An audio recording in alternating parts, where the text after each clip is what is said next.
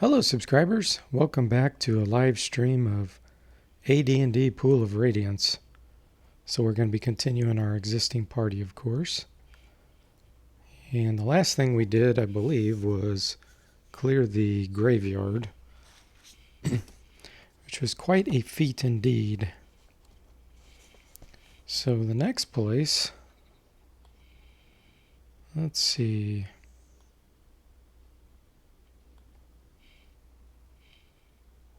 Make sure we're situated here. Yep, that looks good.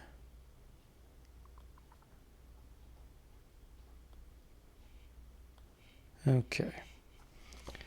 There's several places we could go. If I could find Mantor's library, that'd be an interesting place. But I'm not really sure how to get there. I wonder if it's south of Kudo's Well. I bet it is.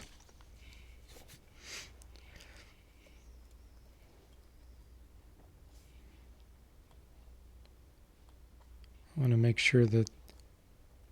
Yeah, that's what I thought. You're not hearing this sound. Let me flip.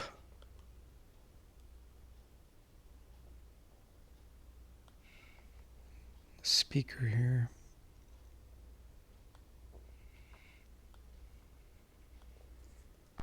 There we go. Now you can hear the sound. That's what we wanted. Okay, so let's go try to find this mansion. Like I said, I'm guessing it's south of Kudo's Well.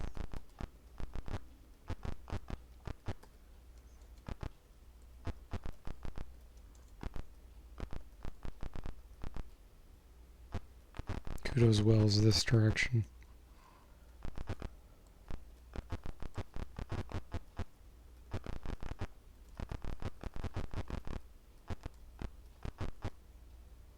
Alright, yeah, this is it here. Excellent. So we're actually going to complete the quest where it says, you know, you need to find tomes and books and all kinds of stuff like that. Plus, there's a really cool item in here that should give us 20 constitution.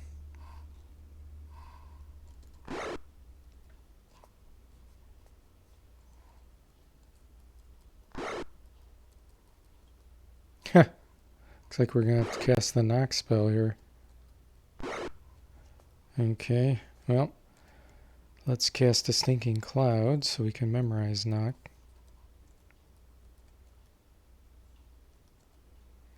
Oh, looks like she has some other spells memorized too.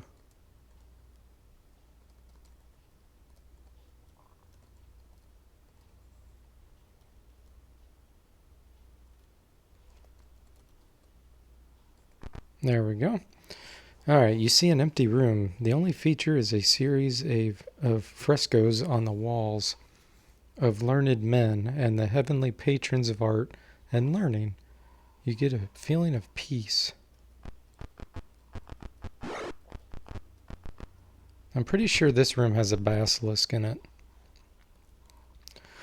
which can turn you to stone. So let's cast prayer and bless.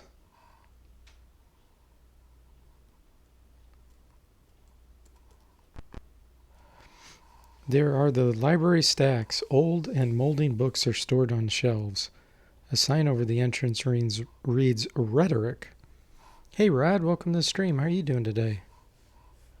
You see a dull brown reptilian monster. Doesn't seem to be aware of you. Combat.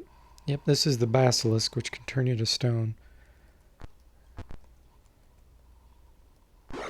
See if we can kill it before it has a chance. There we go.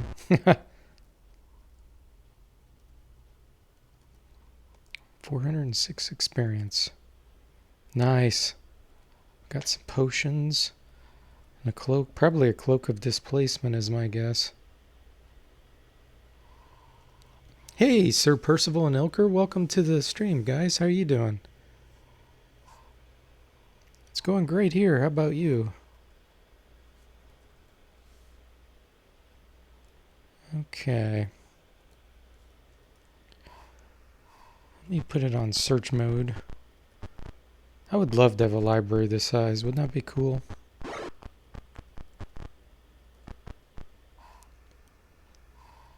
I'm not sure what's in here. Same thing. Oh, this one's about mathematics. You find essays on what? Geometry. I can't read it. Universal geometry, etc. But nothing useful. Okay.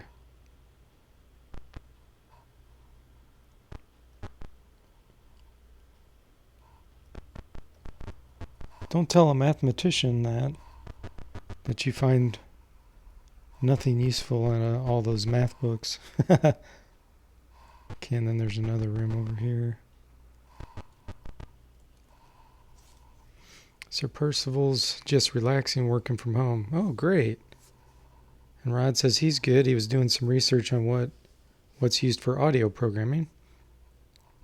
Ilker spent a week with his girlfriend, came back home yesterday. Currently self-quarantining. Okay, cool. You wonder how people in the 1900s had those libraries. Yeah, there were some really wealthy people. This is on philosophy, theories of art, and supernatural sciences. It is very boring. That's funny. It says it is very boring.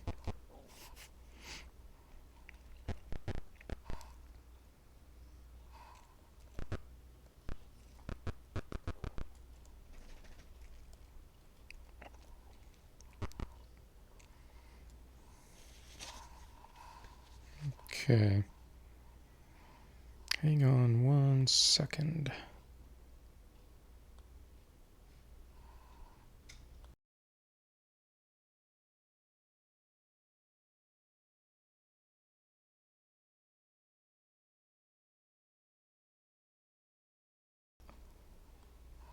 Okay. I was gonna put my dog up here and it didn't want to come up here, and now it does. Hold on again.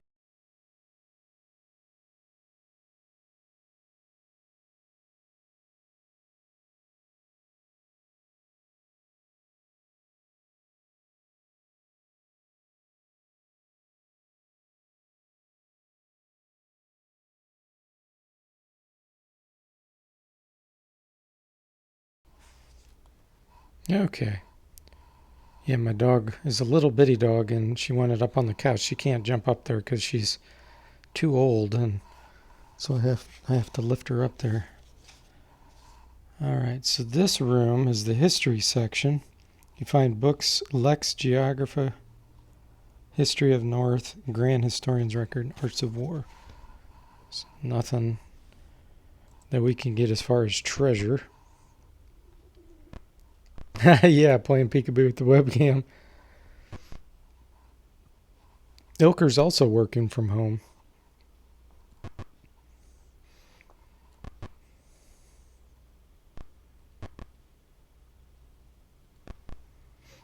Yeah, I really don't know how they would get the collections of books like that. I'm assuming the wealthy people had someone go out and get them for them, but I don't know.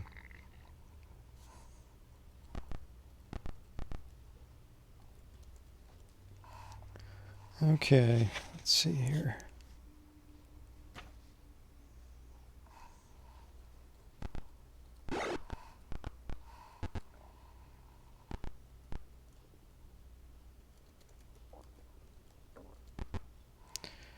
You see a ruined room with rotted furniture. Human bones lie scattered about a desk. That's kind of creepy. You see a jar under the floorboards. Do you take it? Of course we do. 150 potions. Nice. I always get excited to find potions, and then I never use them. Because they're so rare. You have entered a storeroom full of something, and then it went too fast.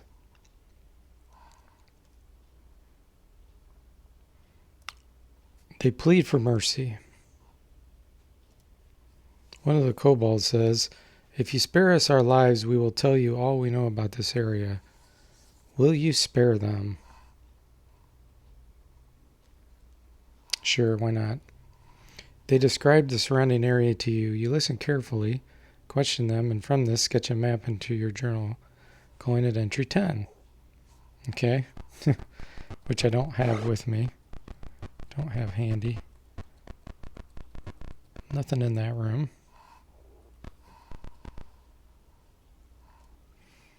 You find a fighter with battered armor and wild eyes, cowering in the corner. "Yea, mercy, mercy," he cries. And then as suddenly, "Die, die, you slime from the pit." Combat, wait, flee, parley, or ignore. Obviously, he's insane. Rod says he rereads a lot of his books. And Sir Percival says they'd also just commission printers to produce them. Or if they had enough leisure time, they'd author the works themselves and then submit them to printers. Rod says buying a Kindle was one of the best decisions he made. Sir Percival says spare the kobolds. Ilker agreed.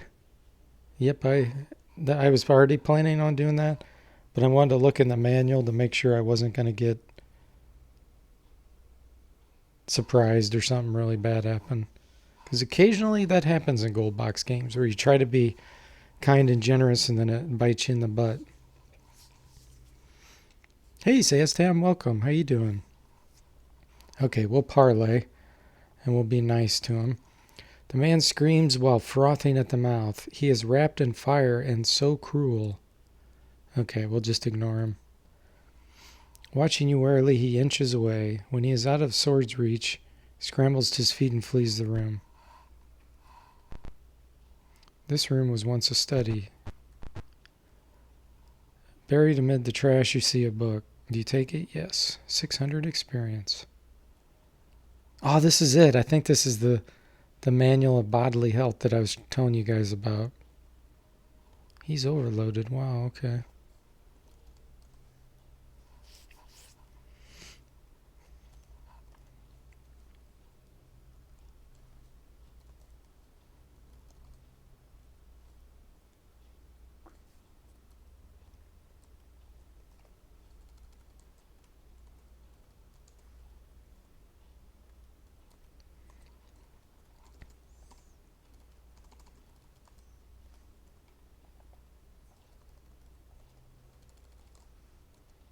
There we go. Okay. I'll wait to get back to town to actually use it so that you can see the name of it.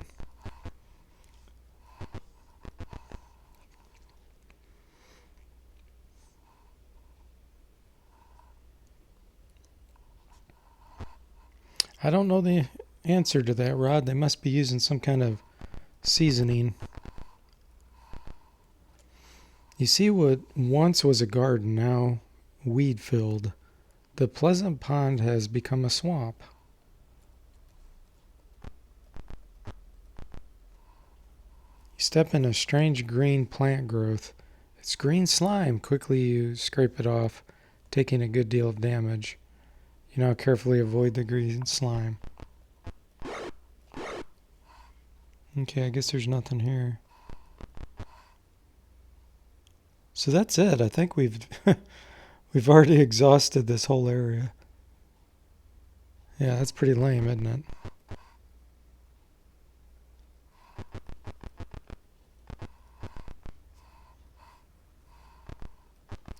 All right, let's head back to Flan and collect our reward.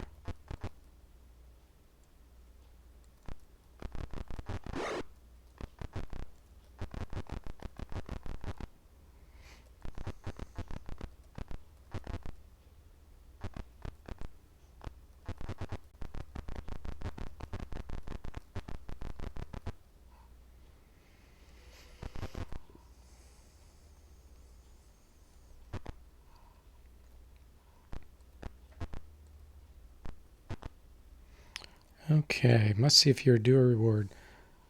What? Why didn't she give us our reward? Did I miss a room? No, I did not. Maybe the tomes and that was in a different area.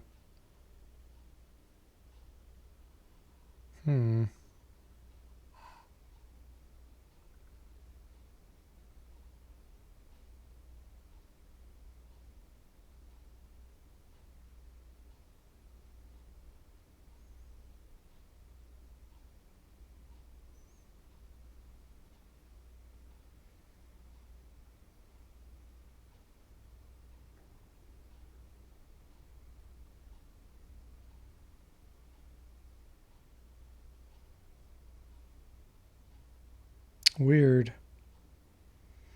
I'm guessing because I didn't have the search button down the entire time that there's something that was missed. Well, that's unfortunate. Okay.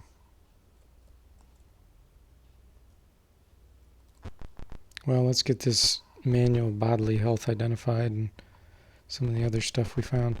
I'm guessing that cloak is a cloak of displacement, which will give us an armor class bonus. There's that.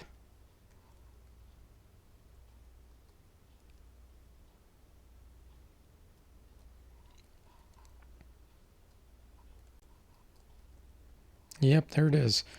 Okay, so he has an armor class of 2. 48 hit points. Let's go ahead and have him equip it. Armor class 0, lowered it by 2. Awesome. Potion of healing, potion of giant strength. Potion of extra healing, potion of extra healing, potion of extra healing. I guess that's all I found. Yep. Okay. So what we're going to do now is use this manual of bodily health. And we'll see if the regeneration works. Because like I said, it has before. I have got it to work when you had 19 constitution. It ends up giving you 20. But when I hex edited the game, it did not work. So I'm wondering if the version I'm playing didn't have it implemented for whatever reason. So I may have to go back and try a different one. But we'll see. So we're going to have the dwarf use it so that he can get 20 constitution. Bubba is reading. So now what we're going to do is rest for like 30 days straight. And watch the bottom down there for a message because it's going to be fast.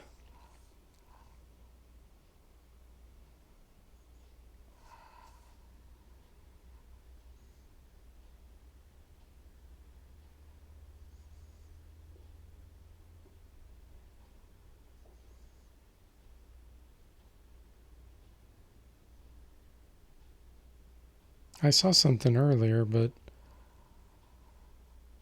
there it is. It just said something. I think Bubba just had his constitution. Yeah, there we go. 20 constitution. Okay, so you're beyond the limits of the normal characters now, and he should be able to regenerate.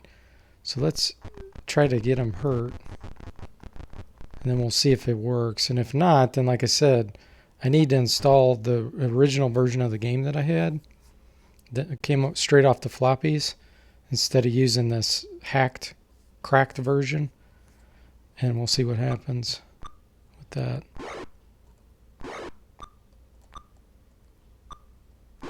Okay, I took my damage. So now we'll see if we can beat this duel. There we go. Okay, now let's go into search mode.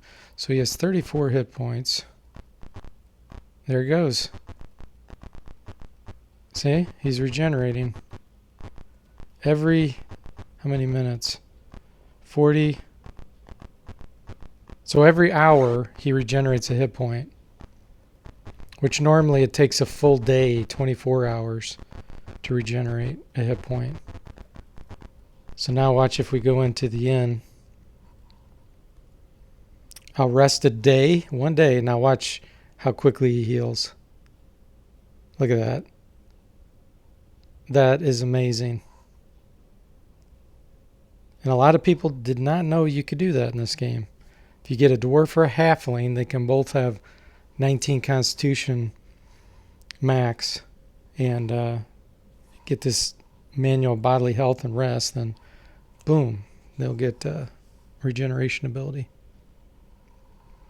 Sastam says he has to wonder those characters are doing for 30 days. Yeah. Ask Rod. He's quarantined himself in his place for over 30 days. Rod says there is... Yeah, this is Advanced Dungeons & Dragons. Oh, Elker's saying what did they do for 30 days? Yeah, they play D&D. Rod says there's a great webcomic that tells the story of exactly that. What monsters do in their free time. That's funny. Yeah, I always wanted... I would love to be a movie director. It would be so fun. So I have all these ideas on how to do things, and or a screenwrite or whatever. But anyway, it would be so funny to have a parody on horror movies. A parody movie? Not like the goofy, really dumb, what was that one called? Scary Movie or something like that. But one that showed from the bad guy's perspective the whole time, not just when he comes into the scene, to kill a good guy or whatever. But when a good guy will look out the window and he'll think he sees a person out there. He looks over here and then he looks back and the person's gone. I just imagine a parody where it shows the first person perspective of the bad guy. And he's waiting the whole time, waiting for the good guy to show up to the window. So then he finally comes out and stands there. And then as soon as the good guy looks at him, he jumps behind something real quick. And then the good guy doesn't see him and he looks again. That would be so funny. You could just do really, really dumb things like that. Or when a bad guy goes to the bathroom. When do they do that?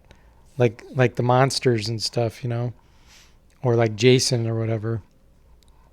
When does he sleep? When does he do all the normal activities? Eat, show the bad guy eating a hamburger or something, going through McDonald's and or, just do all the really dumb things that we do in everyday life, but show it from the bad guy's perspective. And then he takes a break from doing all his everyday things and to go after a good guy. I think that'd be funny. Okay, well, I guess I'll go back to Mantor Library just to make sure I complete that quest.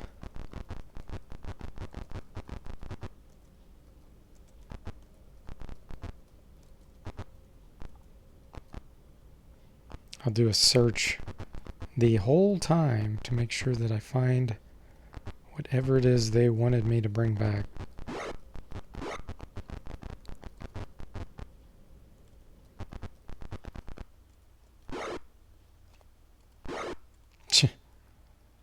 Okay. Gotta memorize knock again. Somehow the door magically relocked again.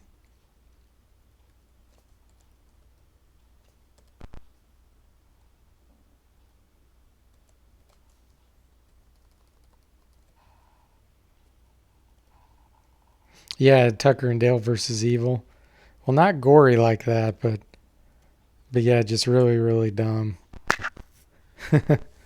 My favorite moment in that movie is when Tucker and Dale are standing there by a gas station or something, and all his teenagers pull up, and the one guy's just real socially awkward, and he has that big scythe with him, and he goes up to him. He's trying to be nice, and he's trying to hook up with one of the girls, and he brings that big scythe, and he's like, "You guys going camping in the woods?" And he has this really awkward laugh, and they just look at him like he's a crazy bad guy. And he, of course he's not, but he just really gives that impression having a scythe in his hand.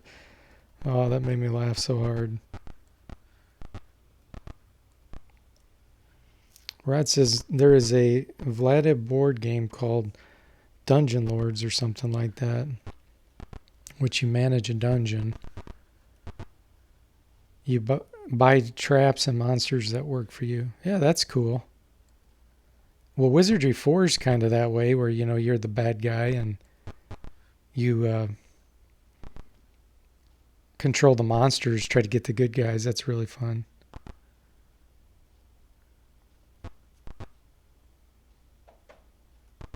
Sir Percival says, oh, sort of like Dungeon Keeper. And every time, or every certain amount of turns, you fight adventurers that try to steal your loot. Yeah, that's cool. It's always fun to play the opposite on occasion, where you're the bad guy. Yeah, it is a fun movie, Ilker. Not a fan of that much gore, but it is funny. Here we go. All right, that was what we needed probably right there. Became, yep, journal entry 37. All right.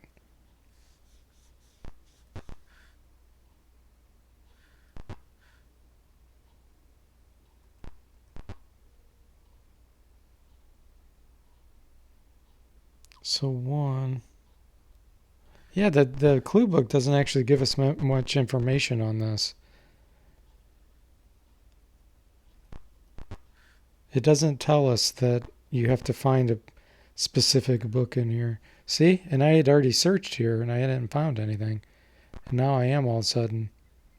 I guess I'll have to go through the whole thing. I'll do it several times to make sure I didn't miss anything. You can redeem yourself in Wizardry 4, right? Ilker says. Yeah, there's an ending. Yeah, there's multiple endings. But yeah, there are some interesting endings. Basically, you have to go up against a god in the end. Ilker says you can, or Sir Percival says, I'm not a fan of horror films or literature, really, with a handful of exceptions. As to you, they're just mostly depressing.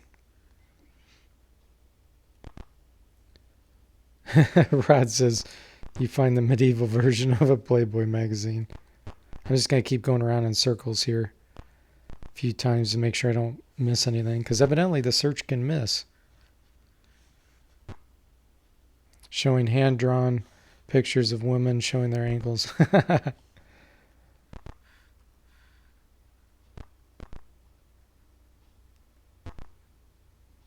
Well, I haven't found any more in this room, so I'll consider it complete. We'll go back in this one, make sure. I found another one right there. Okay, wow. So I guess what I'll have to do is make sure I go around the circle without finding a single book in all these rooms.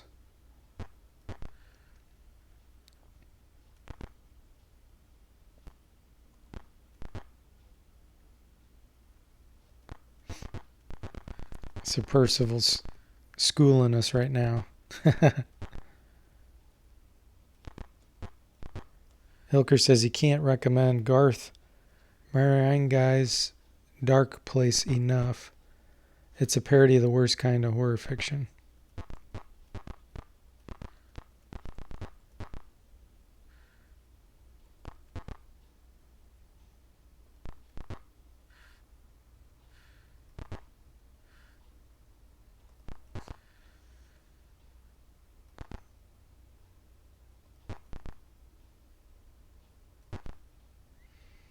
Okay, it looks like, hopefully, we have collected all the books that they want. Oh, look at this. A specter suddenly appears before you. Thief!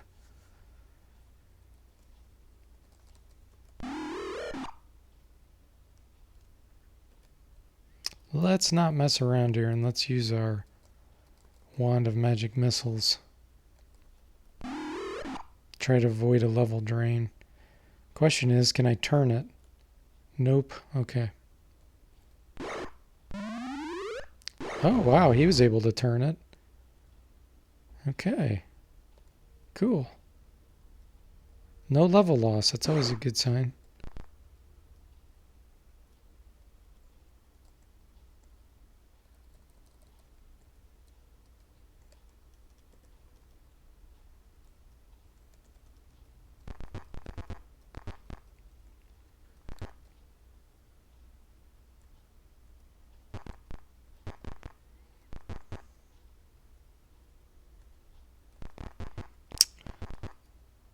I fled. Oh, that's Podal Plaza. Okay. When you flee, it won't let you get an area view, so you can't see where you're at.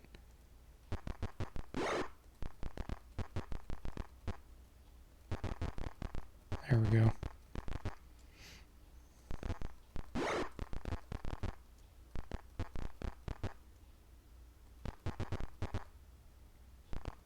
I wish the overhead map showed you the doors on the walls, so I wouldn't have to keep flipping back and forth.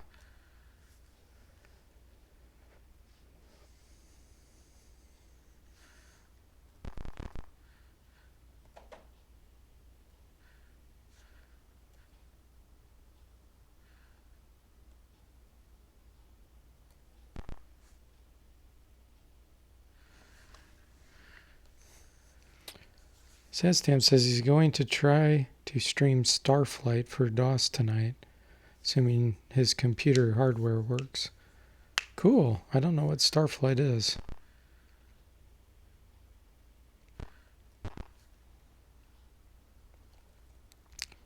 There we go. We got our reward. 156 experience, that's all. Wow, that's a pretty measly reward there. Oh, and 50 for something. 48 platinum. Oh, I see what they're doing. For each book I found, they're giving me a tiny amount of money. These maps should help.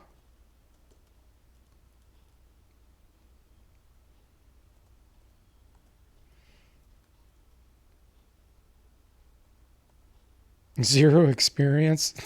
1 gold. Wow. Okay. Lord Cadorna has a delicate diplomatic mission that requires your particular skills. You are summoned to his chambers. Go through the south door. It is imperative that a message be delivered to the Zental outpost to the west. I'm sending you as diplomatic envoys.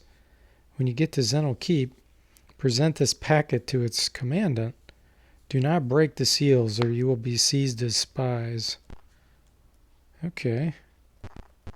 Wonder if we can go into these back rooms. Wow, that's pretty cool. Normally you can't go back here. The guards will come after you.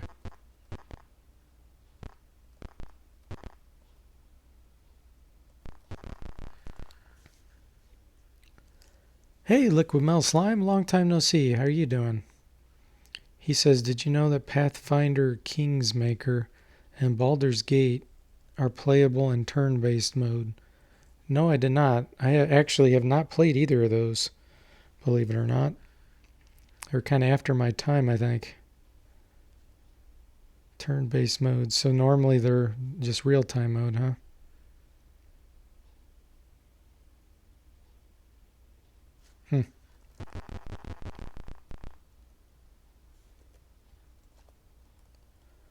Okay, I don't think I had anything else to check out, but let me look. I do need to find out what these scrolls are.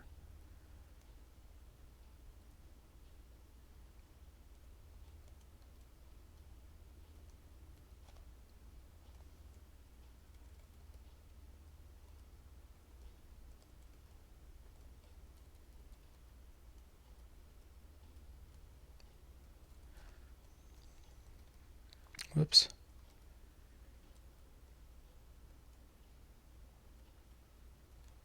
Okay. Hey Jake, welcome to the stream. How are you doing? He says Pathfinder Kingmaker has a turn-based mod, which works great. But how is Baldur's Gate playable and turn-based?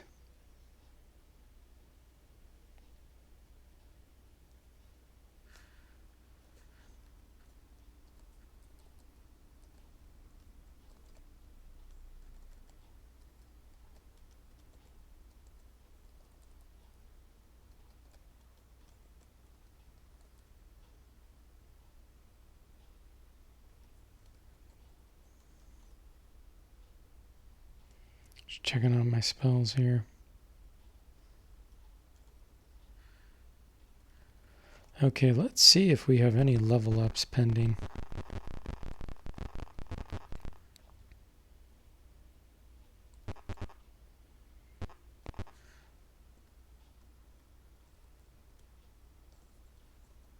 He's already level 6. He can't level up any higher. Clerics are too limited. She's already level 6. Okay.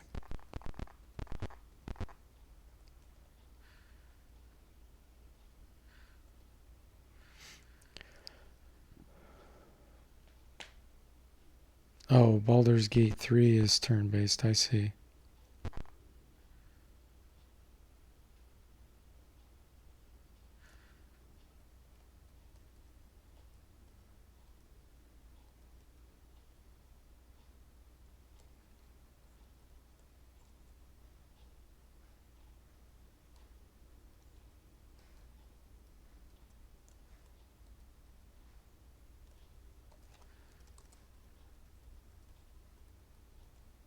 Okay, nobody can level up. Alright. But let's see if I can afford another fine composite longbow. So let's see, does Jack have one? Yes.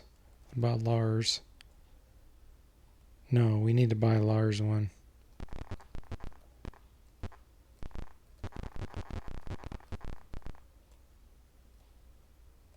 See how much I have. 3,500. Nah, I don't think I'm going to be able to get enough. Unless I have some really good jewelry here. Oh, that was pretty good jewelry. Yep, I do have enough. Okay, Lars, buy yourself something real nice. How about a fine composite longbow? Excellent.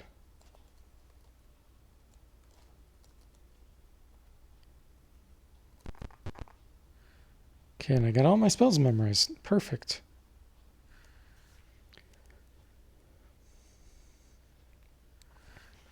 So the question is, do we go... I think we'll go to the pyramid. That's what's causing the pollution. And that's in the central wilderness.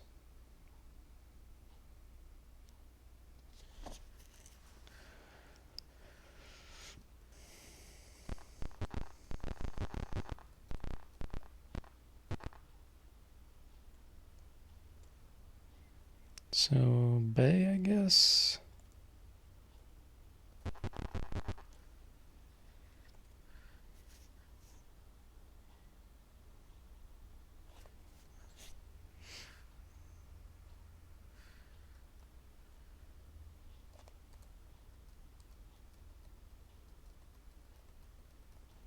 Yeah, there's the pyramid. You found a rowboat hidden amongst the reeds. Will you take it to the pyramid? Yes. Okay.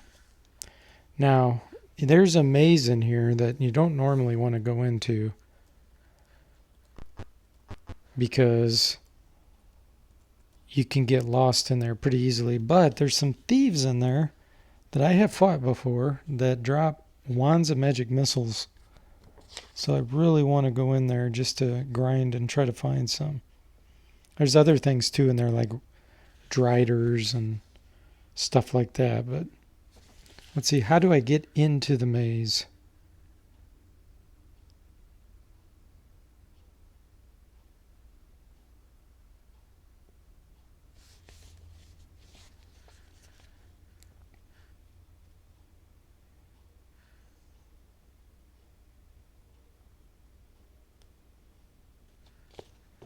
Alright, let's just try going.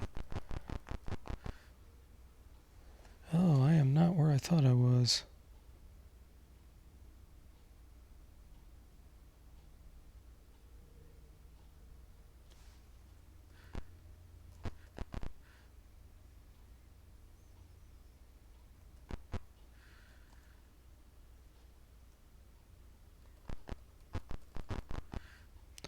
Okay, where did that put me?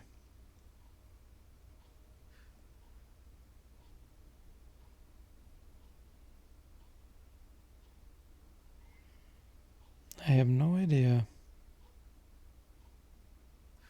Well, let's just explore then. How about that? Secret door to your right. Horrible assortment of torture instruments. In the center is a large table with metal restraints. The walls are lined with flasks and bottles containing powders, oils, ointments, and draughts. These are surely of alchemical nature.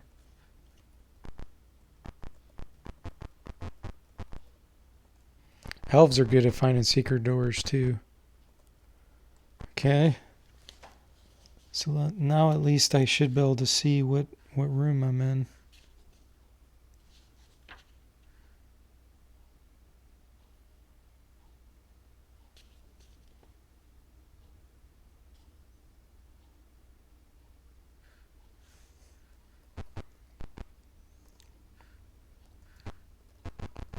Okay, I see where I'm at. So B7. There's a secret door here, supposedly. Yep. Lizard man. Parlay. Nice. Since you are not the servants of Yarash, we will not kill you. The enemy of my enemy is not my enemy. Okay.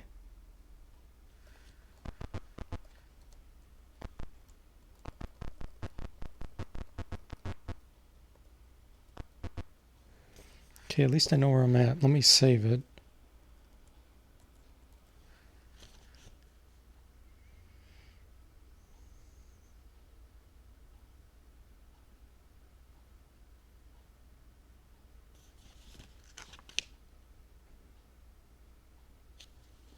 Okay.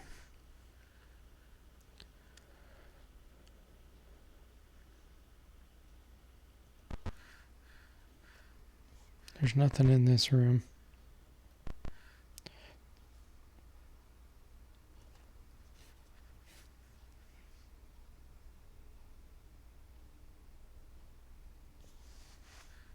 Let's go to the other place first.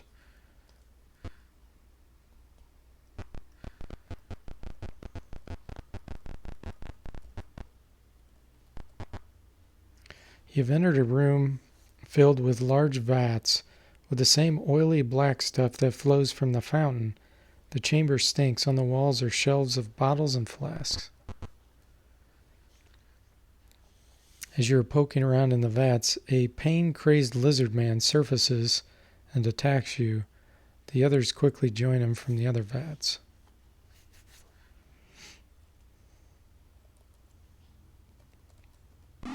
Mutant lizard man. Oh, not lizard. Liz. It says Liz man.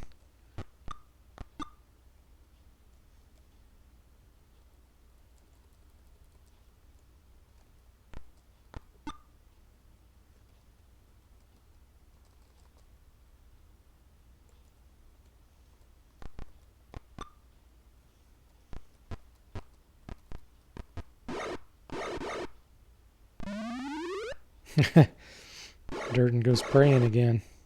That's all he's got to do is prayers.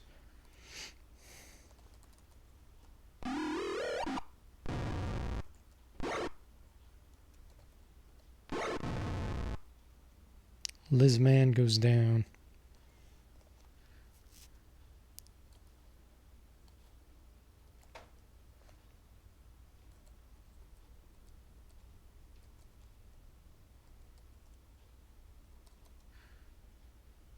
Hey, Gauntlet, welcome to the stream. How are you doing?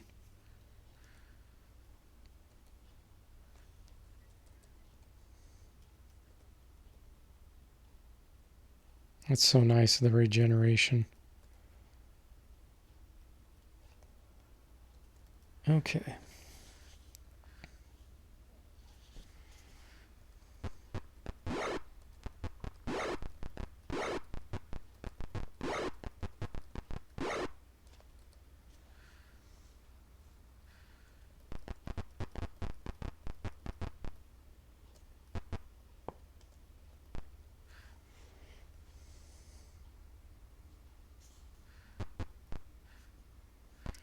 Wow, the manual's wrong on this. The clue book is wrong. Look at this. So I'm going to put my finger on the clue book where it shows where the secret door is. And make sure you can see this.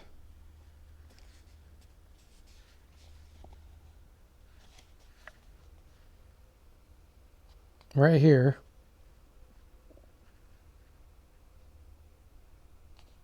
Oh, come on.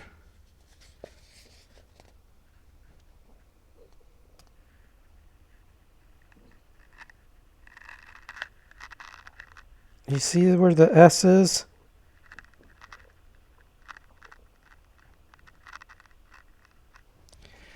According to the book, the S is right here. And it's not. You have to go down here and it's there. Whoops. Editing fail there.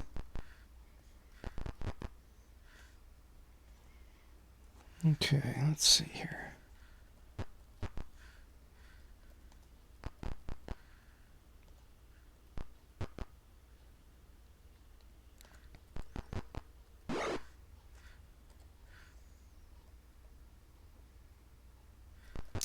I think this is a dead end, but we'll see.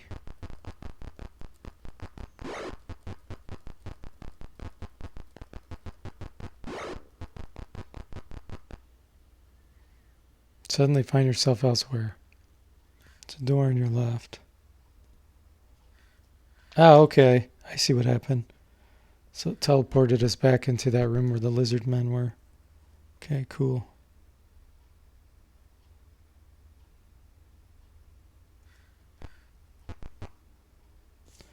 So A1.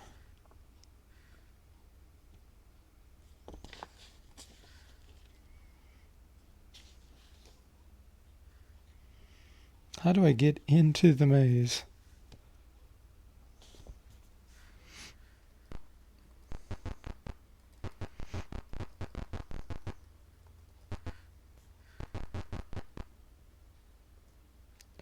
Okay, smooth flagstones. Throw a rock and then move on. Or just go in. Let's see.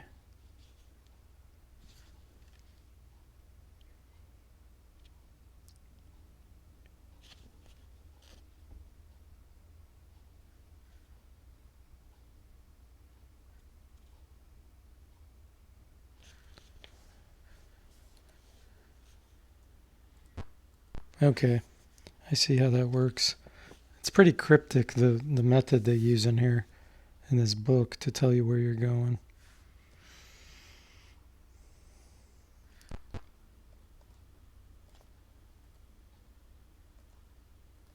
Alright, cool. So yep, this is exactly where I just was. So what we're going to do is throw a rock, which will reverse it, and then move on.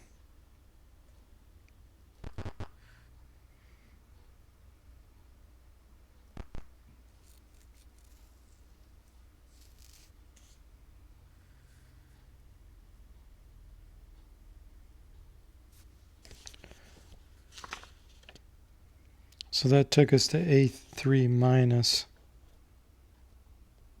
No, A3 plus. Should be A3 plus, yep.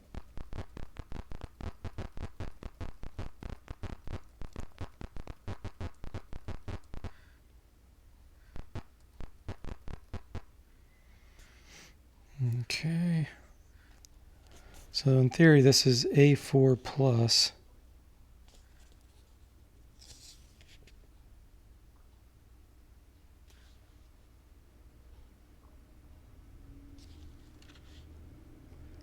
Take us to A5 plus or A5 minus.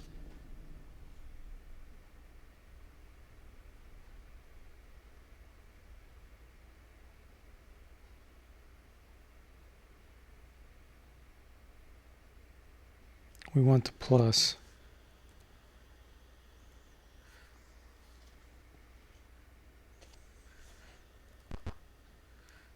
No, that took us to minus. What the heck? Yeah, that that wasn't where it said it was going to take us. Throw a rock. Move on. Oh. Wow. It looks like the position stays where it was last time. That's confusing. So you don't toggle it each time. You only toggle it once. Throw a rock. Move on. Okay.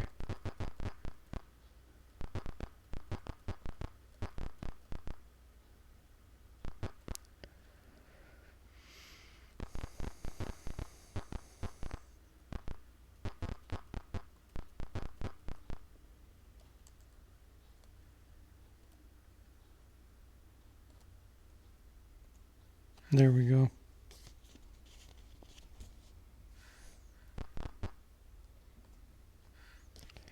A6.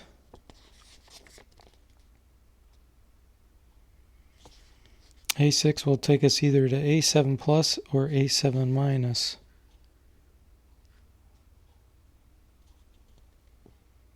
A7 plus is there. That's where we want to go.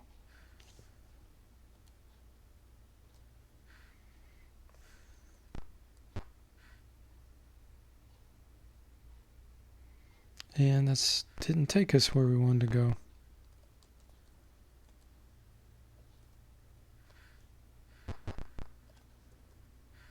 Throw a rock. Now move through. Okay, there we go. Alright, you see a sign over the door in the front. It says, "Don't forget the password." This is followed by 6 dwarvish runes. You quickly translate them and say,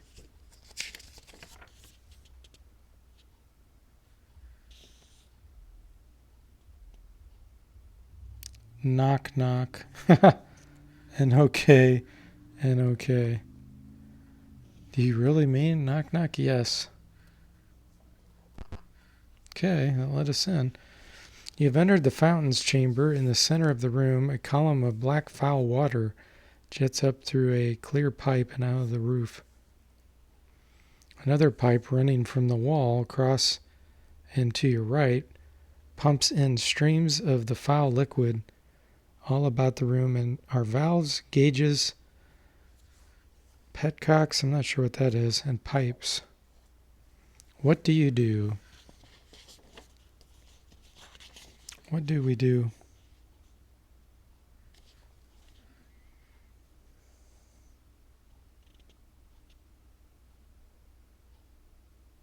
So the book's telling us to break the equipment.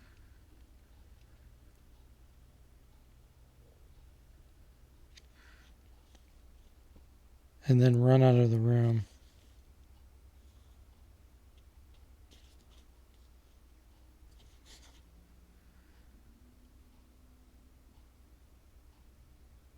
Okay. Let's destroy. Move quickly away.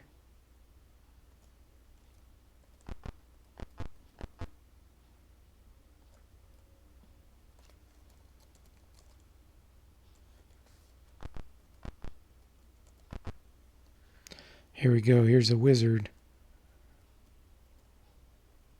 That's the guy. It's the bad guy. Let's see. Rod says, "Daryl, how do you manage magic in Fortiverse? As long as they have mana left, they can cast any spell." No. It's basically like most games where your mana, that's your spell points, you have to have a certain amount to cast certain spells. And it depends on the power level of the spell. So like, let's just say Poison Dart takes 5 mana. That's at power level 1. You can cast power levels higher depending on your appropriate magic skill. So like, let's say I'm an alchemist. Their primary skill is alchemy. So if my alchemy is 40, for example, that's my skill level, then I can cast Poison Dart, which will take 5 mana at power level 1 with, I believe it's 100% accuracy. It's either 100% or 80% chance. If I do power level 2, it's going to cost 10 mana instead of 5. And the chance drops by 20%. So it'd be 60%. If you do power level 3, it'd be 15 mana and 40% chance of success. And then as the chance goes down, if you fail, there's a chance it can backfire too, depending on what kind of spell it is. So that's kind of how it'll work. And then certain professions use mana for non-spells too. Like the Myrmidon has the ability to get spiritual harnessing. So they're not a spellcaster, but they can channel power from their spirituality into giving them, extra strength, speed, and all kinds of things like that. So that uses mana. So some of the professions have that. Paladin has healing hands that uses mana. It's not technically a spell. It's an ability. So hopefully that answers your question.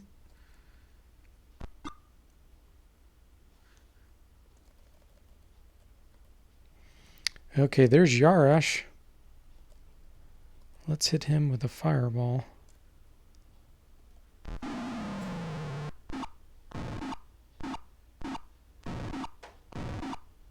Nice.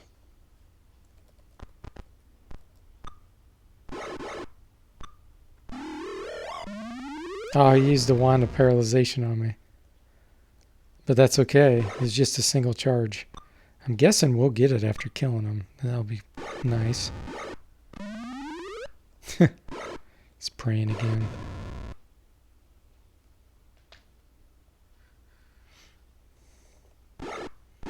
Yeah, I do have food spoiling in my game. Depending on the type of food you have, it has different rates at which it spoils. And then there's certain things that you have food and water, basically. So you need liquids and then you need food. And then I have what's called nutrition level. There's what's the other one called? Hydration level, of course, and then sustenance. There's a sustenance level, and over time yours goes down, unless you're a humanoid type that doesn't have to eat or drink. But so certain foods or drinks will spoil more rapidly. Normally, you don't have to worry too much about it. Like since the game is real time divided by 2, 24 hours of real time is 12 hours in game. Or it's backwards. 12 hours of real time is 24 hours in the game. So if you don't play the game for 3 days in the real world, that'd be 6 days that go by. So if you stay logged in during that period, that will, of course, cause your those levels to go down.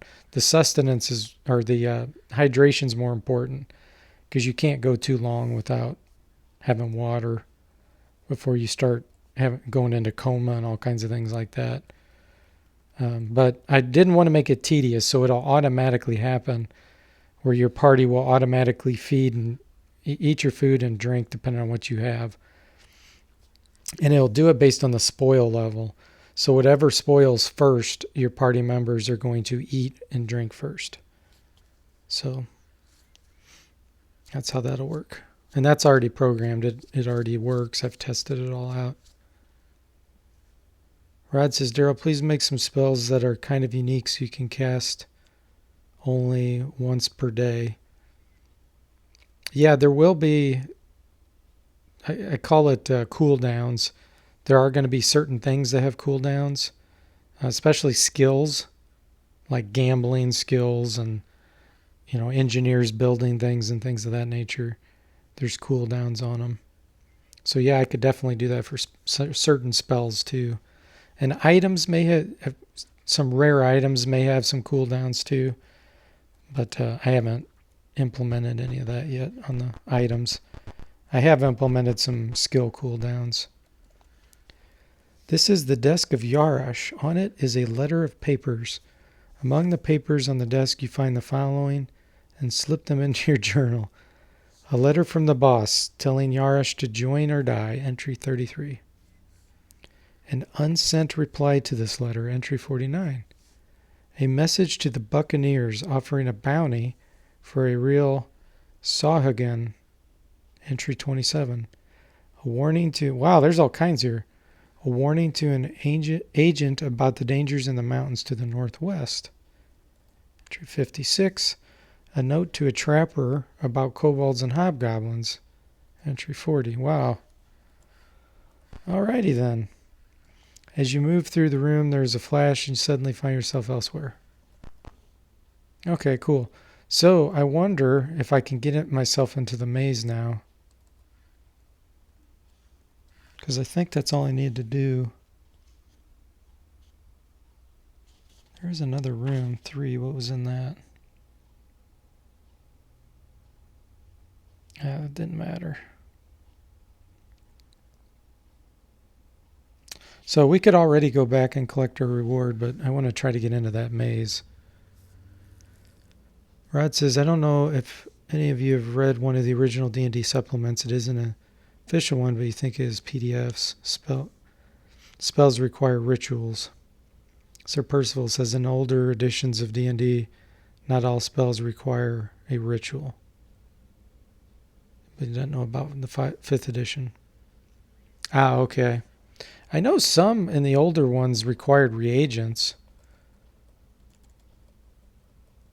which I don't know if you guys have ever played Darklands or seen my review on it, but I plan on having recipes like it did for certain potion creations, like rare potions alchemists will be able to create, and probably apothecaries, they'll be able to create some rare like salves and powders and things. And so I'm thinking of implementing that so that you can collect certain reagents to create those. There'll be some standard ones that they'll just kind of automatically create over time. But then I wanted to make it where they could create some like pretty darn unique and powerful ones.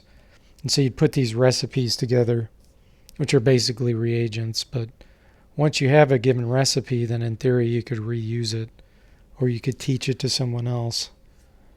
Because I really liked how Darklands did that. That's fun.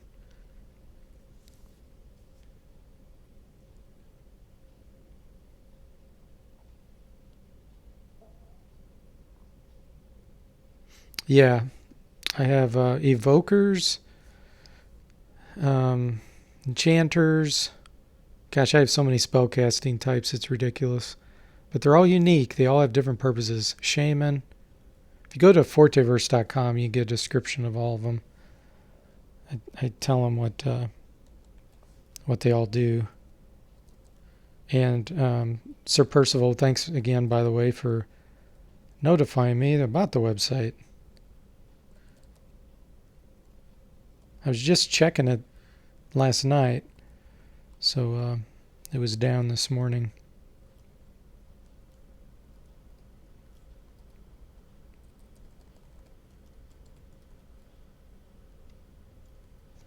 Okay, now how in the world do I get in this maze? B1. So is that how we do it? Yeah, that's how we get in there. Okay. So A0 can take us to B1 if we reverse it.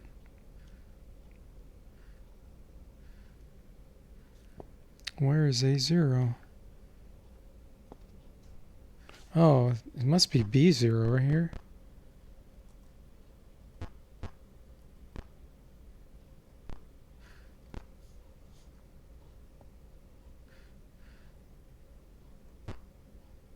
Yeah, I think this is it. I think we're in the maze now. So now the thieves are in a particular area in the maze. Let's see. The west. No, it's the east. I need to go to the east. That's the one I'm in. Cool. Well, let's just walk around until we get encountered. Dwarven fighters.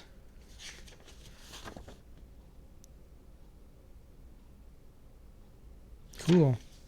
Oh, they smile at us. Okay, let's parlay. Ah, they won't parlay with us. Those are dwarves? What the heck? They don't look like it. They look like just humans. 7th level dwarf DW fight.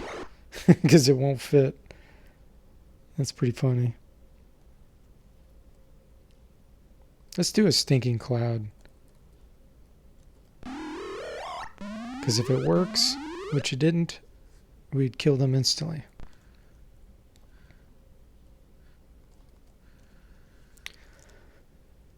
Have I thought about devices or something like that for the engineer class? Yes, there's actually a class in my game called Tinker. And the Tinkerer will have the ability to create some pretty wild type devices. They have the invention skill. The engineer will too, but the engineer is more oriented toward building structures and things of that nature. But yeah, the Tinkerer will come up with some pretty crazy stuff.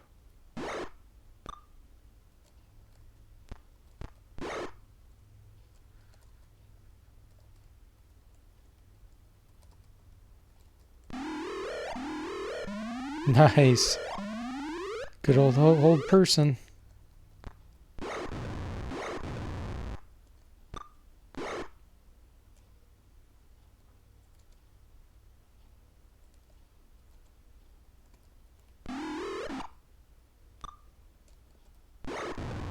Cool.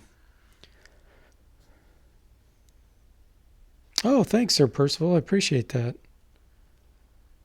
That's cool. Yeah, the more people that find out about it, hopefully the more, Lucerne hammers, more interest it'll stir up. I wonder if these are magical. We'll go ahead and take them.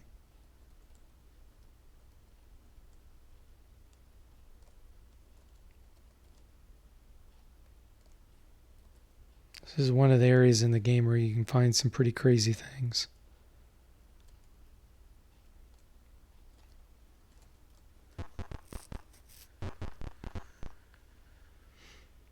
Rod says maybe finding blueprints from a long gone society. Yeah, actually there's is it the scribe or sage?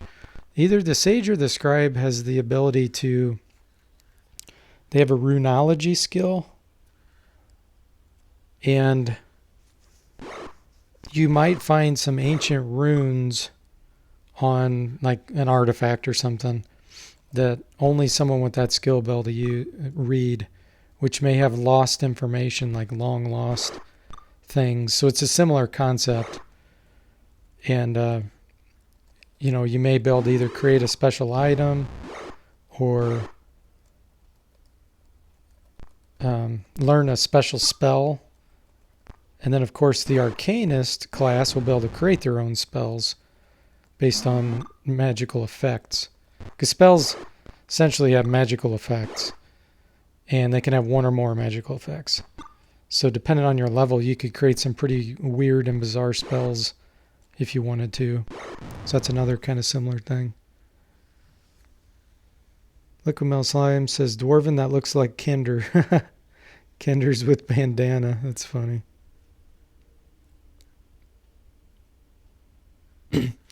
Will certain classes have advantages in professions? You mean races? Will certain races have advantages?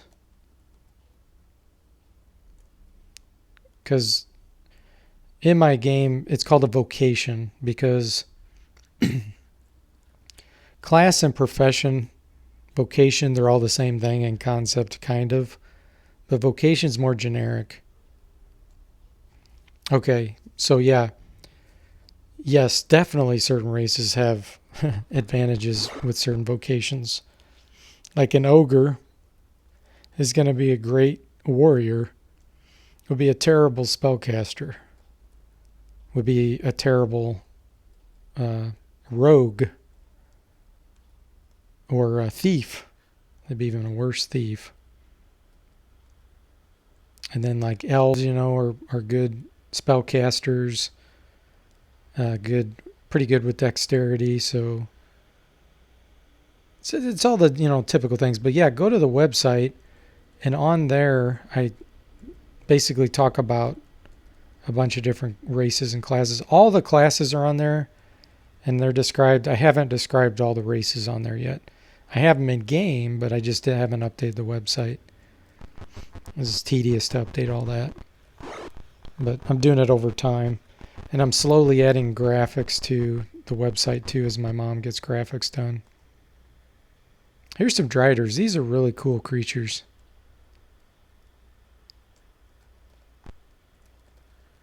So they have composite longbows. If I'm not mistaken, I think those might be magical composite longbows. I think they might even be able to cast spells.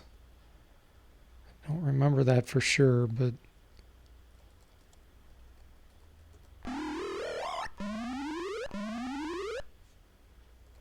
let's use our fine composite longbow. I get to see this in action.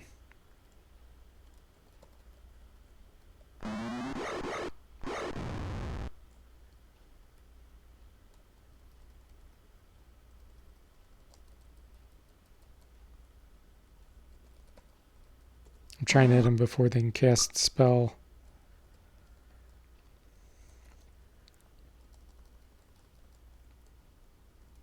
I think they can cast magic missile, maybe.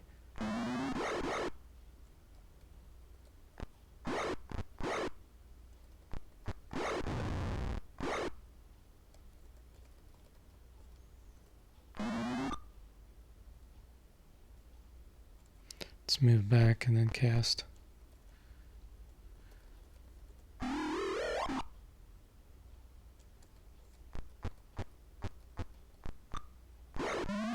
Paralyze, that's right. They can paralyze you. Forgot about that.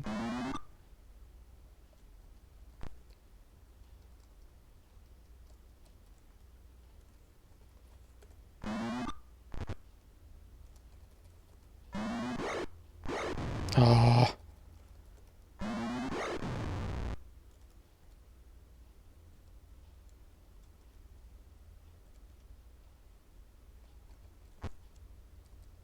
Oh, he has no spell, no healing.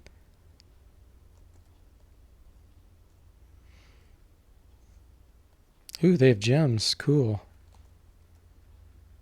Yeah, I'm pretty sure these are magical. I'm going to go ahead and pick them up.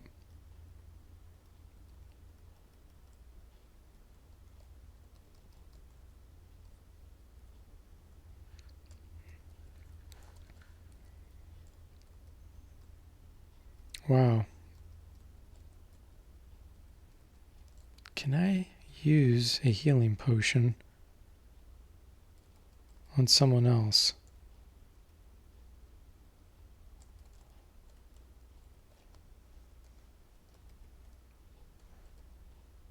Yes, you can. Awesome.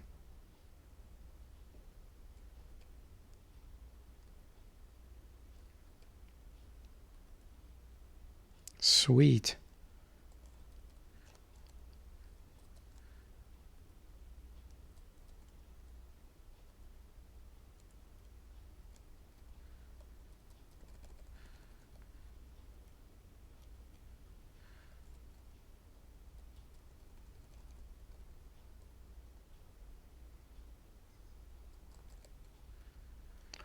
Once a game is full, it would be fun to have some mini games like badges or collectible cards. You can trade in forums. Not. You mean like physical? Like someone like you can win a physical card? There's going to be a Hall of Fame, whereas you do certain things, you'll get ranked with certain whatever, like highest level, most kills, most quests completed. There'll be halls of fame and list orders for that kind of thing. But that's probably not what you're talking about.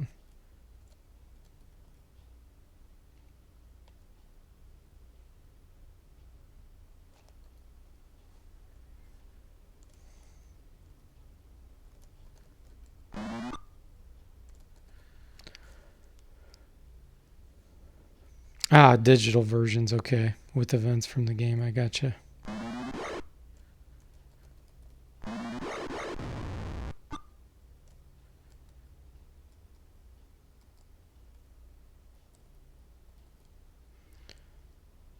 Where's my shield? There it is.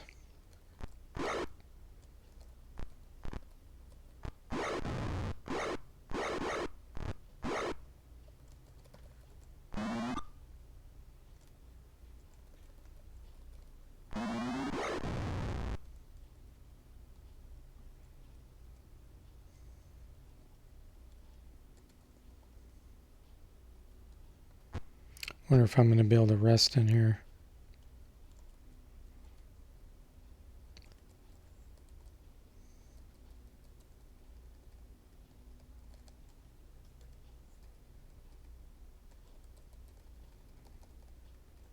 Try it one more time. I wish you remembered which spells you tried to memorize. But you have to go through this process every time you get interrupted. You're surprised by some gaunt men and poorly fitting leather. This might be thieves. Combat. Yes, it is. With their magic wands. Awesome, this is what I was waiting for.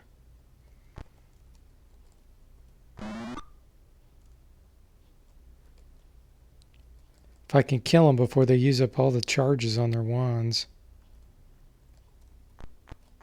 I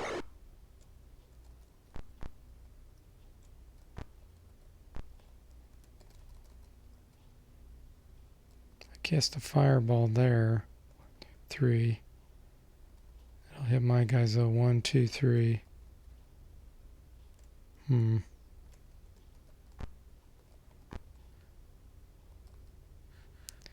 don't want to do that.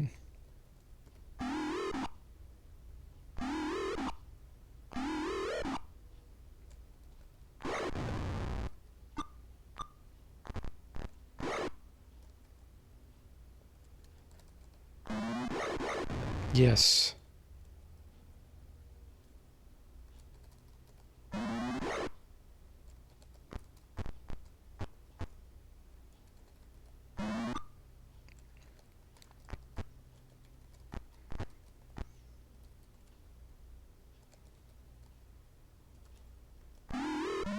All right.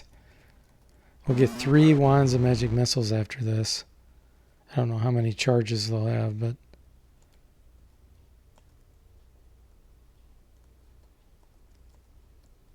Oh, yeah. Awesome. I remember this from a kid. That's why I wanted to come in here. That's pretty cool.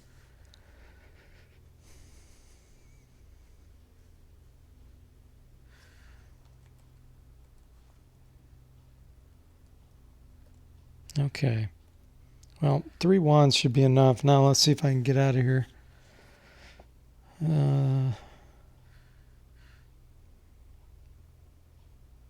B2, where does that go?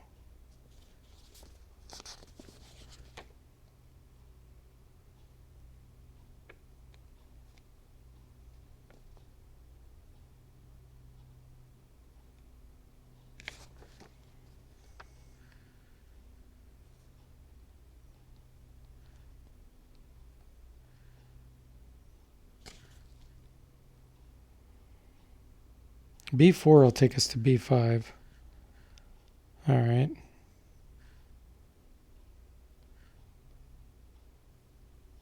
Okay, I see what I'm doing. So north, I'm at a wall.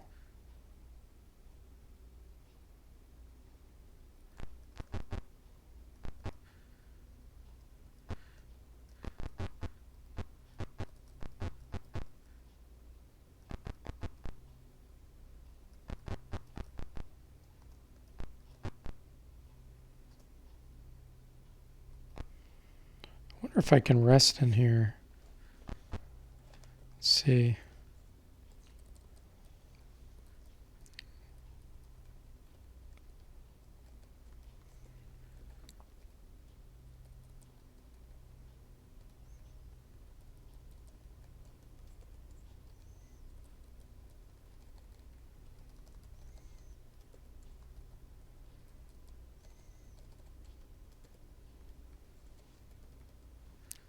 What?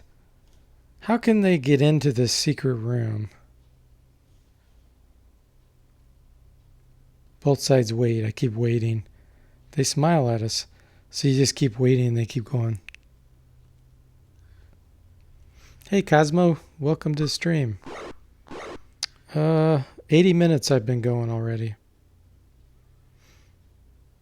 Yeah, that manual for regeneration, it's awesome. You don't know how many charges a wand has, Gauntlet. There's no way to know. Well, without using the hex editor, you probably could with that. But yep, otherwise there's just no way to know.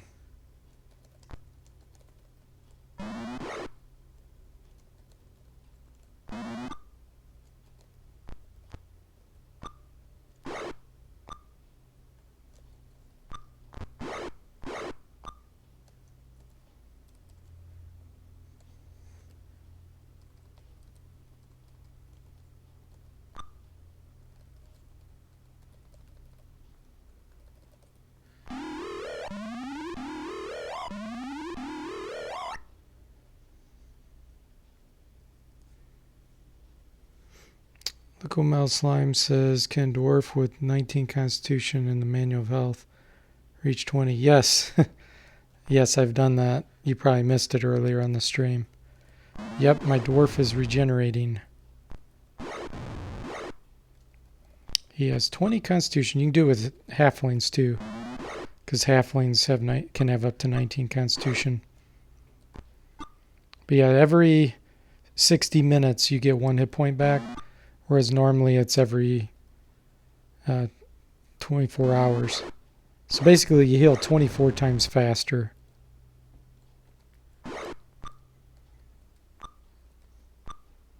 Which is awesome.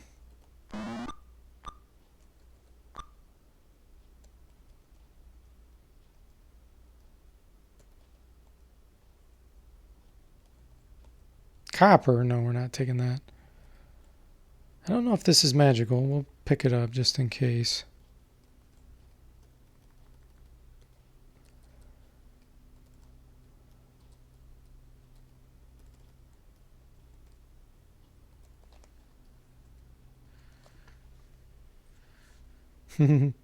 Yeah, it's sweet. And I talked about that on my stream like 10 years ago, probably, when I reviewed this. And I remember on a forum, someone was like, hey, this D Forte guy said that regeneration works. And they're like, I don't know about that. I'm like, I didn't respond or anything. Oh, that's interesting. So the extra healing you can actually use on someone else, but regular healing potions you have to drink. You can't use it on someone else. Huh. That's good to know. Okay, well, let's just get out of here since we can't rest.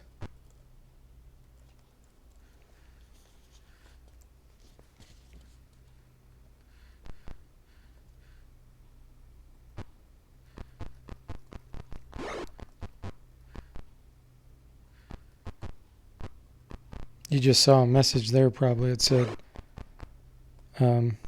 partially healed. Partially healed. Okay, I think that sent us over there. Yes. So now we got to go to B4.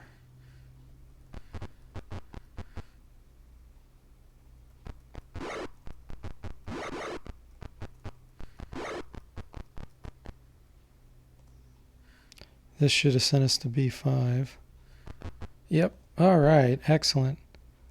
So now we can get out of here.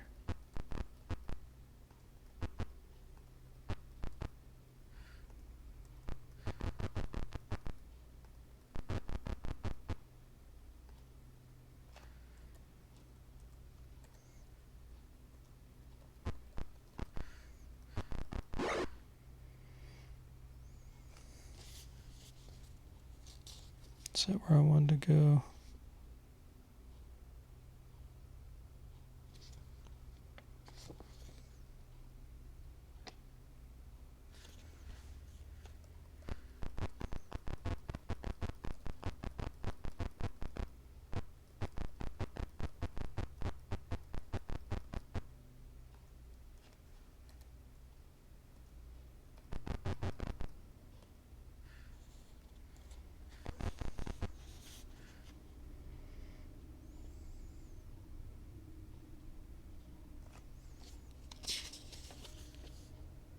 A5. Which A5 did it take me to?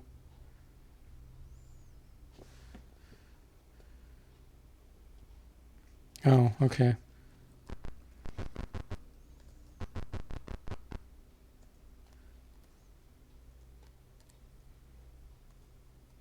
Okay. So now we can get out of here, I think.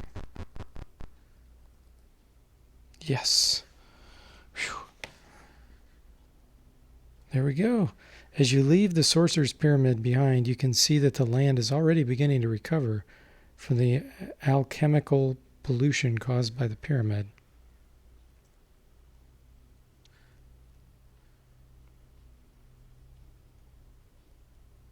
Oh, I guess I could go back in there. Oh, look at that. I took one step and Baba just fully healed because of the regeneration. That is sweet.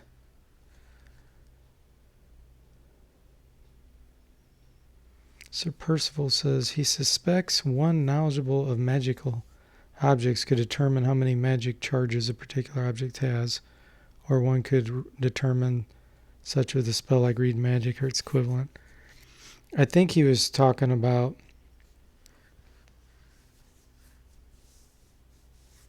I thought he was talking about this game, but maybe it wasn't. About the charges on items.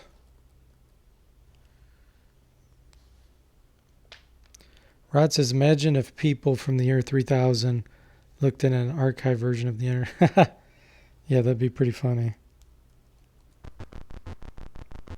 They'd be like, oh my gosh, this technology is so primitive.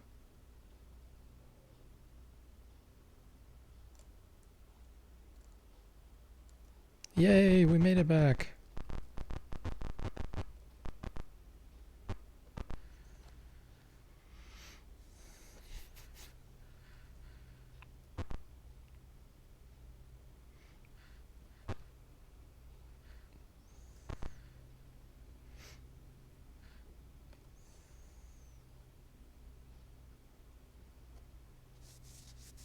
Ah, you thought he was talking about Fortiverse, I see.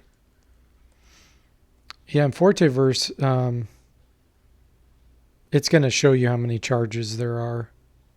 If you have the item identified and you know what it is, then you'll know how many charges are in it. But if you don't have it identified, then you won't because you won't even know what it is. Wow, that was a lot of experience. That was a good one to complete.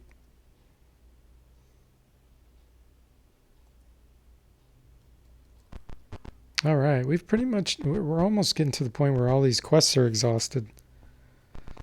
Which, I mean, we don't even have to do all those. We can beat the game now if we wanted to. Go kill the boss, but it's kind of fun exploring everything and getting every single thing completed.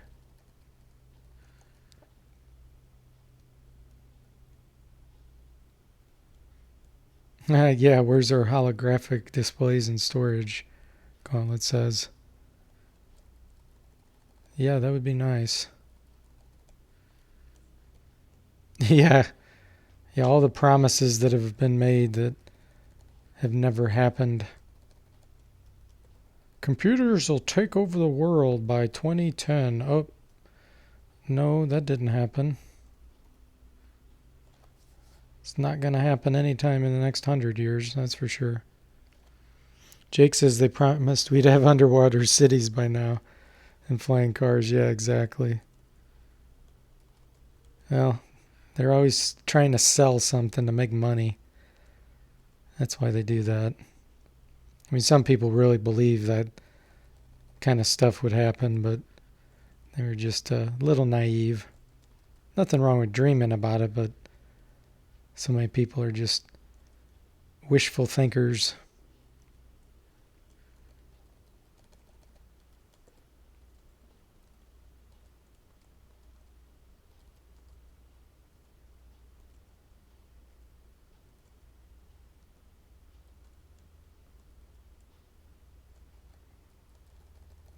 That's assuming we don't go backwards, because that's a very real possibility too.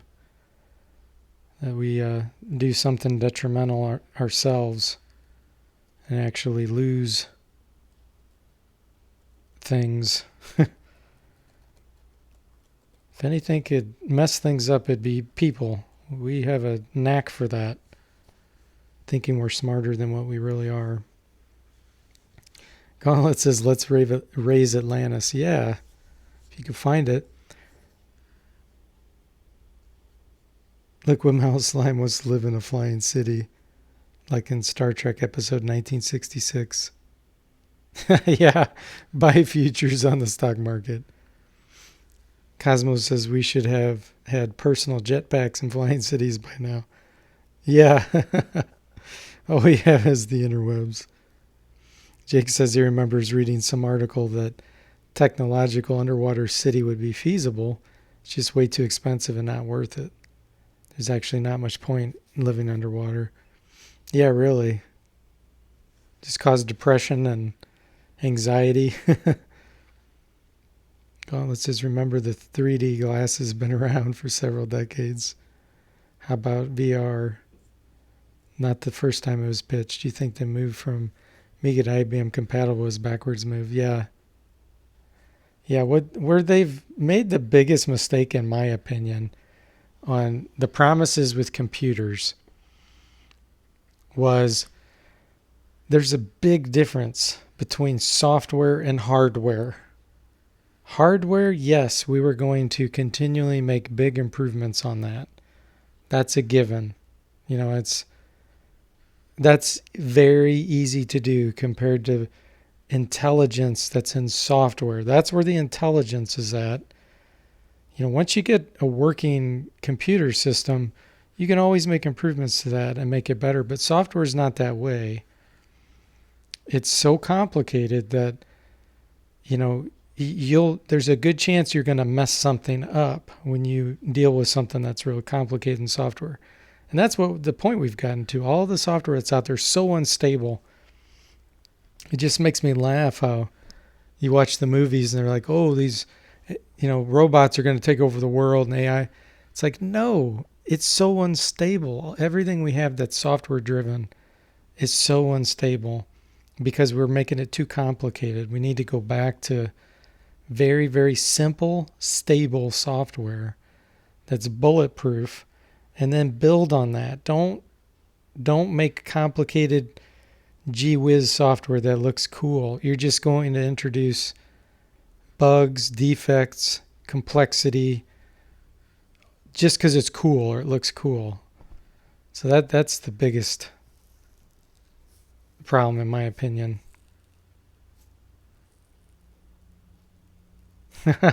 Yeah, lots of people chatting.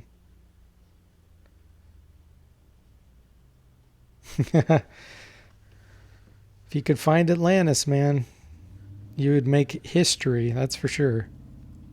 You'd be in the history books forever. All right, let's see here. So we completed the Sorcerer's Island. We could go to Zennel Keep. Let's see where that's at on the big map. Pretty sure it's out west.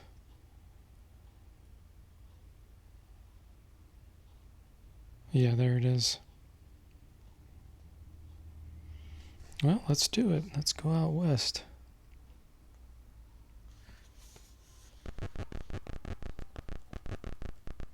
Oh, actually, let's see if we can level up first.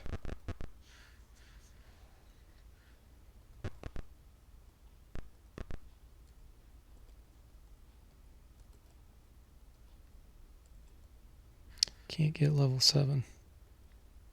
Nope, okay.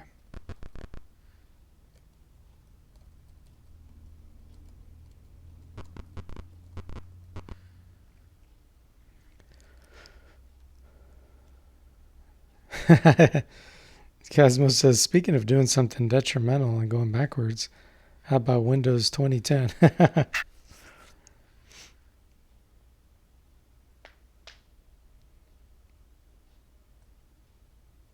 Yeah, Windows Vista 8.10, they all prove my point about unstable. Exactly.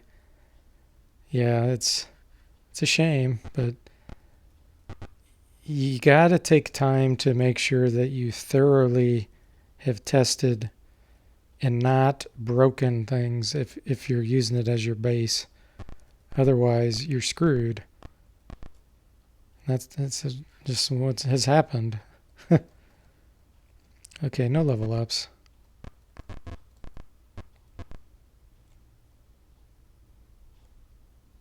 We're going to go west. Oh, wait a minute.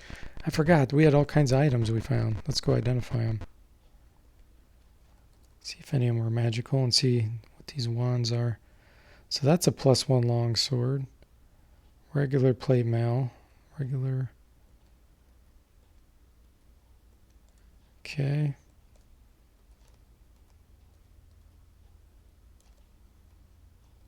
Here's our wands. Wand, a magic missile. They're each 17,500 gold.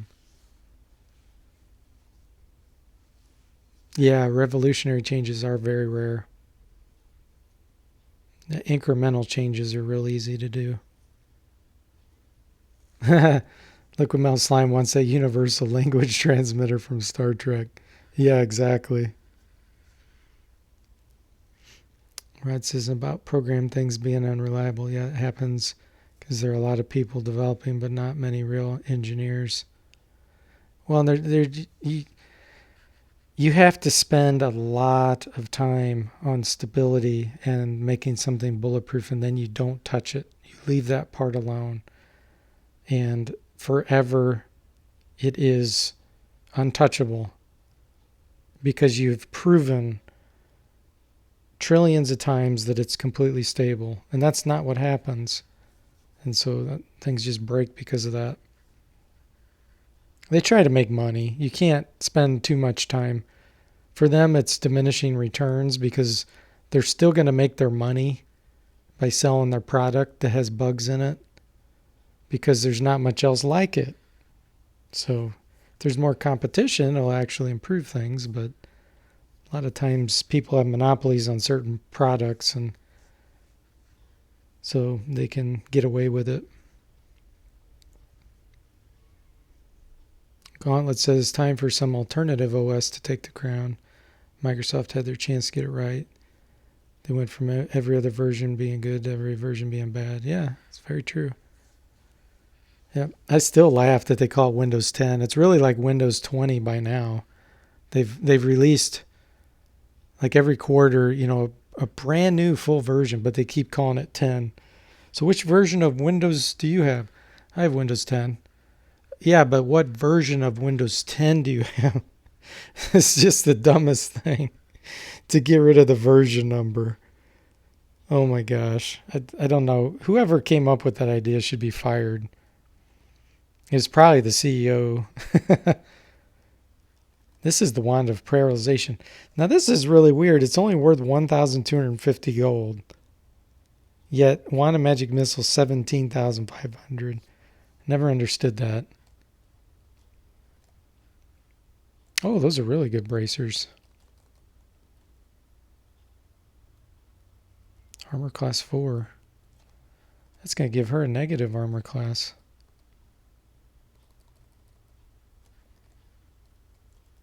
-1. Sweet. I don't really have anybody else that can use that. Okay, I'll sell it.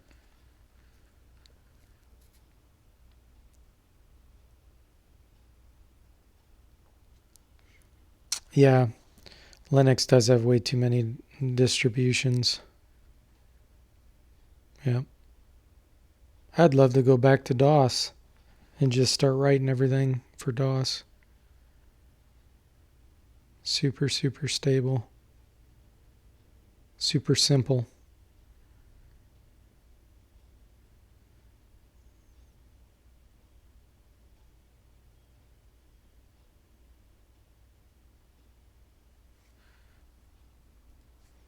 Let's see here. This is all normal equipment. That's a +1 sword. We don't really care about that. So those composite bows I got from the Driders are just regular. I was hoping they'd be magical.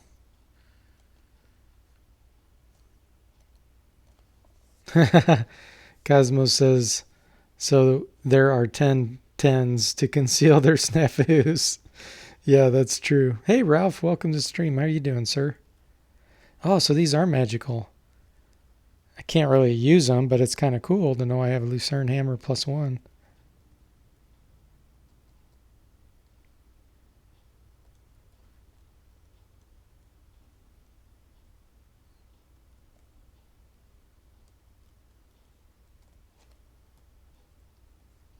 There's my other wands of magic missiles. All right. Let's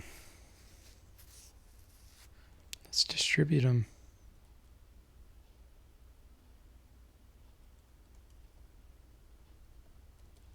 I don't know if Bubba has one. Let's give him one. Sir Percival says, when you say the version of Windows, whoa, scrolls flying by, or the chat, do you mean the OS build or something else? Oh, okay. I was joking about the fact that with Windows 10, they no longer use subversions. Like they don't even change major versions. Like normally you'd say it's Windows 10.1, or you go in from Windows 95 to Windows 98. There were major versions. They're not doing that anymore. Even though they are releasing major versions, they're not even changing the sub number. They don't tell you this is Windows 10.1. They say it's Windows 10. It's like, okay, but Windows 10 has been around for 5 years now. So which version of Windows 10 do you have? So I was kind of being facetious about it. It's just such a bad idea that they don't have subversions or sub-versions. Jake says he had old motherboard from 2002. Most of the caps were already leaking and bulging. But from a 64 from the mid-80s doesn't have that problem. Yeah, isn't that crazy?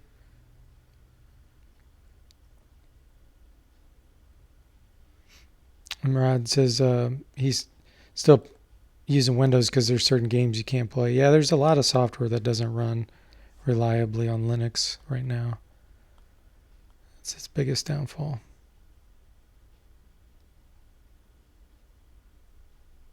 Yeah. Glad you're doing fine, Ralph.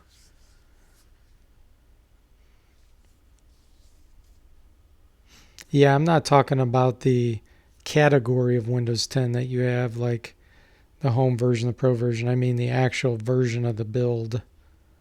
They don't tell you what it is. It's a pain.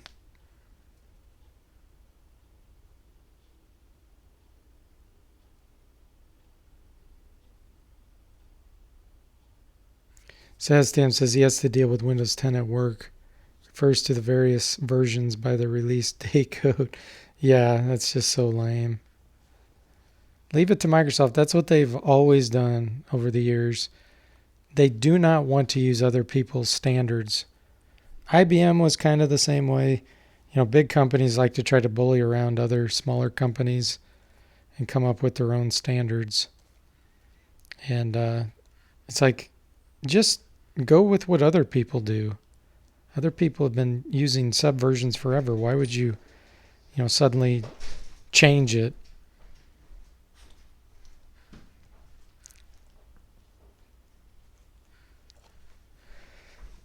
Okay, everybody's got a wand of magic missiles now. This question is, who am I going to give the wand of paralyzation to? Because that's a pretty cool item. I think I want to give that to Jack.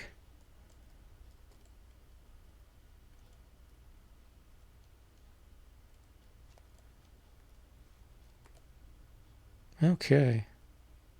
Sweet.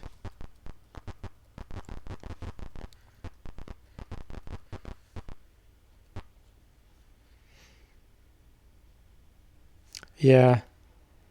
A lot of, you know how it is. There's people that are like absolutely passionate about certain products. And, there's nothing wrong with that, but you can kind of be a fanatic too. um, where you get blinded by other products. And so I've seen my fair share of, I'll call them Linux snobs, that make fun of other people that don't use Linux. It's like, well, people have, wow, why does it keep doing this? Go west. Just because people don't agree with your preference doesn't mean that, there's something wrong with them. There we go. Okay. Sometimes Linux is great and sometimes it's terrible. But that's true of a lot of different products. There's not something that's always the best, that's for sure. Wow, tigers, that's cool.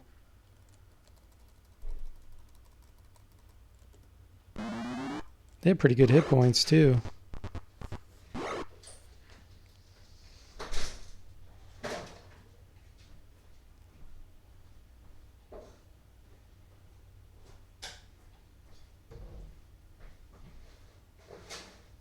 Sir Percival says he got Windows 10 for gaming and uses MacBook Air for non-gaming.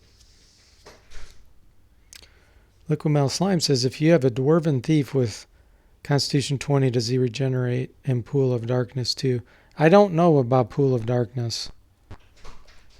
I only know about the regeneration and Pool of Radiance. I'm guessing yes, but I haven't tested that.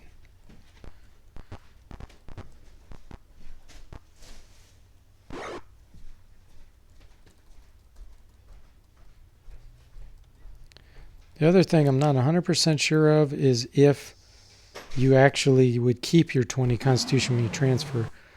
We'll find out,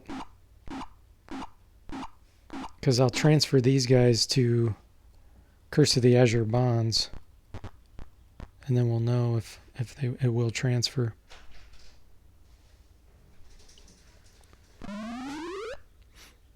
Yeah, that's another good point, Rod, is not everyone has the time to learn all the packages with Linux. Yeah, absolutely.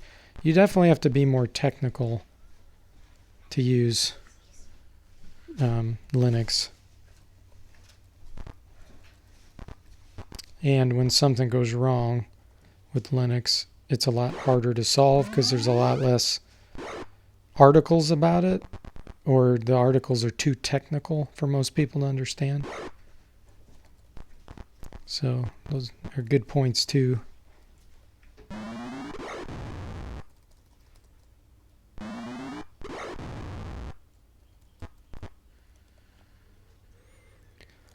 Gauntlet says you can't believe the Amiga community, whoa, has kept alive so long. Yeah. Again, it's people that are really passionate about the... Oh, I knew that was a mistake going there. But anyway, yeah, people are really passionate about it.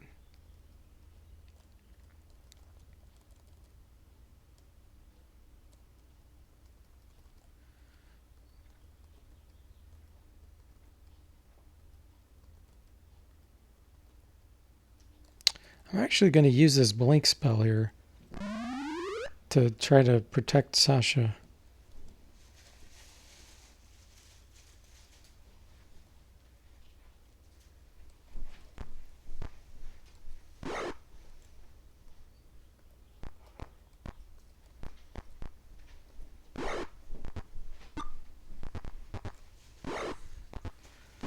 These guys can do some damage.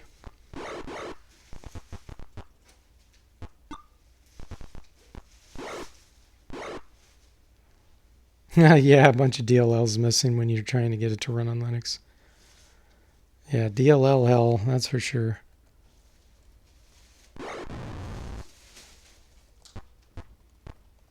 Hold on 1 second, guys.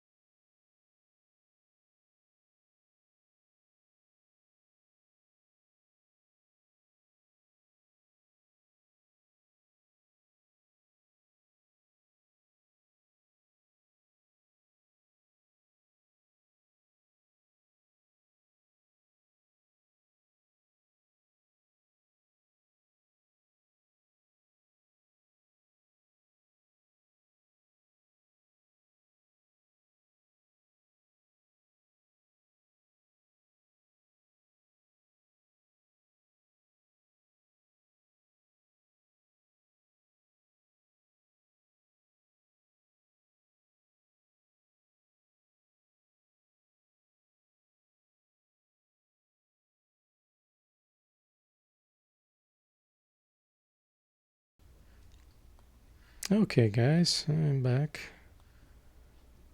Let's see here.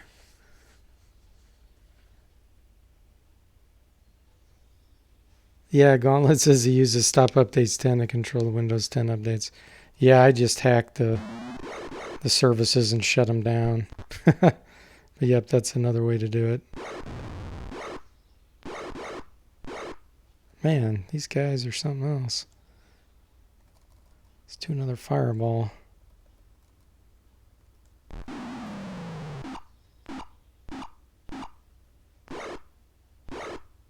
Get mauled by... Oh, it says Tiger Rages. That's what it said. I was trying to figure out what in the world it was saying. Tiger Rages. I guess that means it gets an extra attack or something.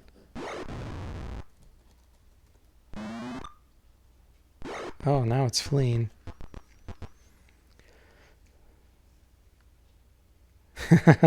Yeah. Windows 10 is definitely a hog.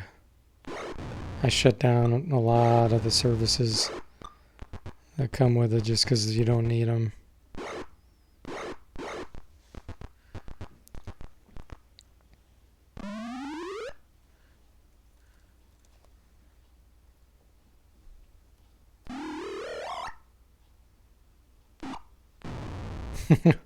Hit it in the back with a magic missile as he's running away.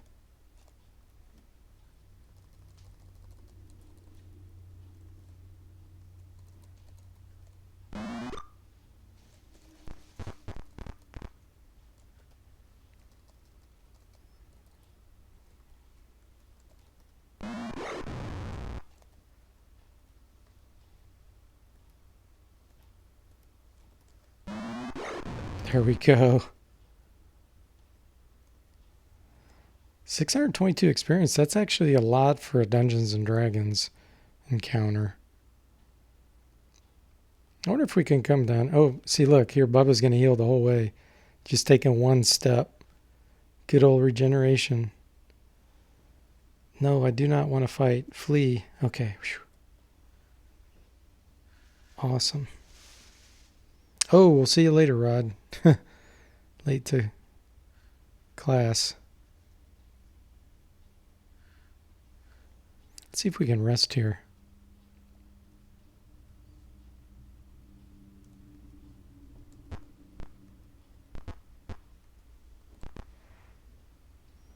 Standing in front of the door are two large guards. One of them says, "Do you have a pass to see the captain?" Show pass. You do not have a pass. We'll leave. I just want to build a rest. Leave. We'll see if it'll let us rest in here. Nope. If you wish to camp, go to the merchants area. Okay.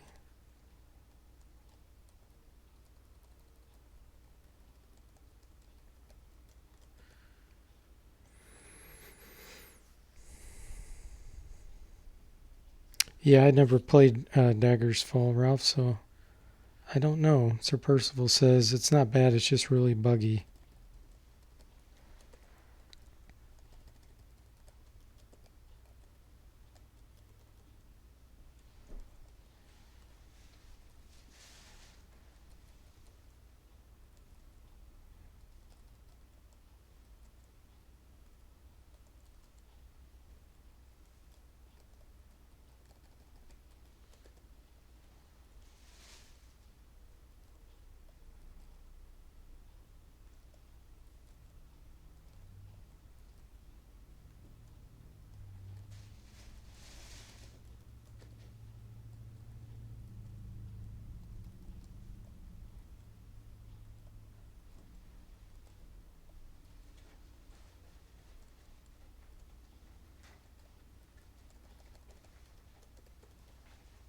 Okay, we rested. Nice.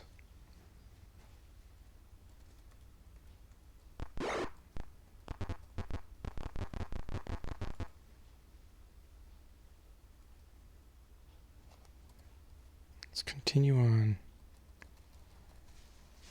Here we go. Zeno Keep.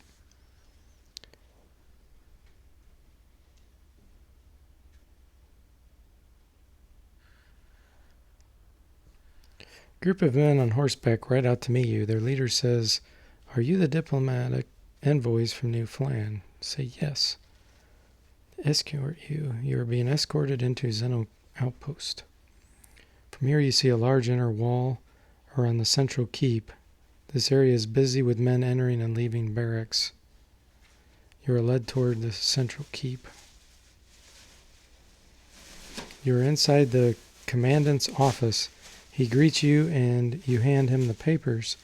After skimming through the papers, the commandant says, "I welcome you and hope you will join me for dinner tonight."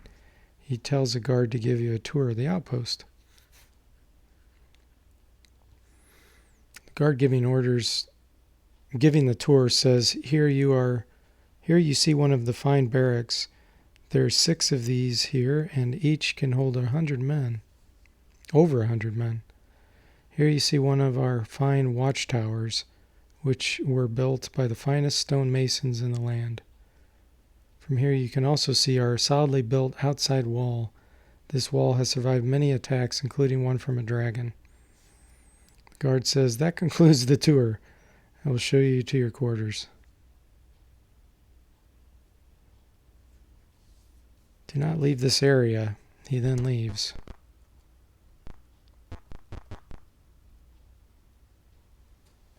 Let's see what the clue book has to say about that.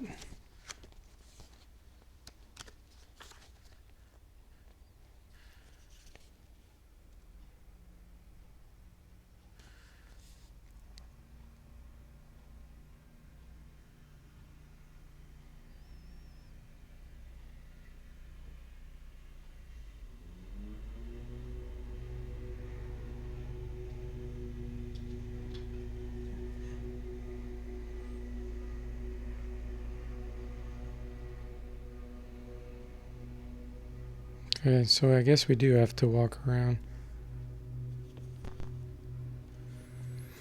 Their leader says, "You are restricted to your quarters. Return to them now."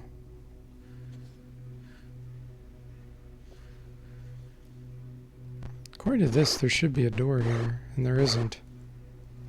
Once again, the clue book is wrong.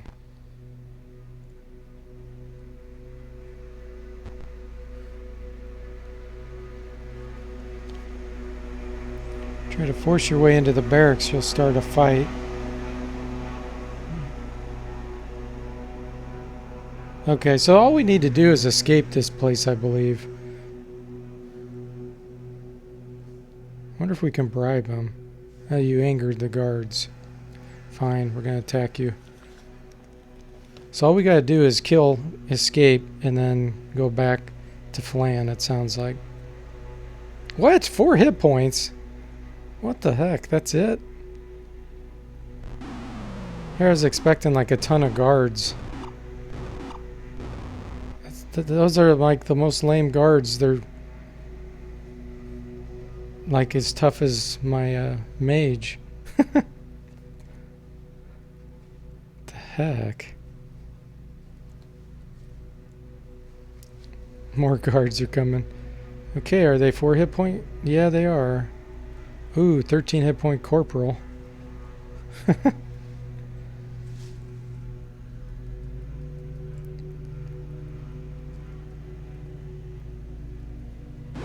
Wow, you can sweep them. They're so weak you can sweep them.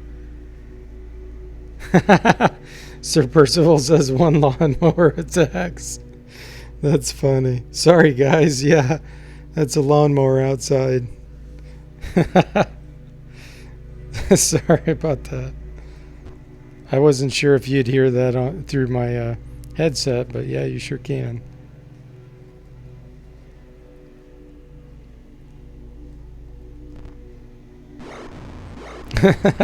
Or those murder hornets you hear.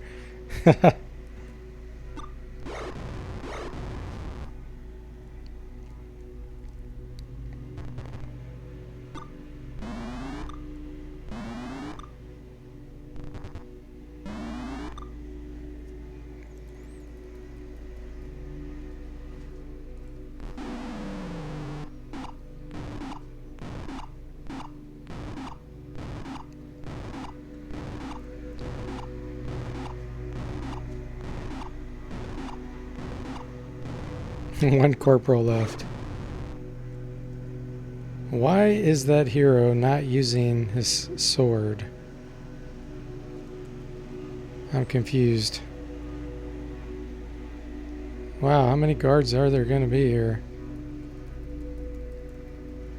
They're very weak.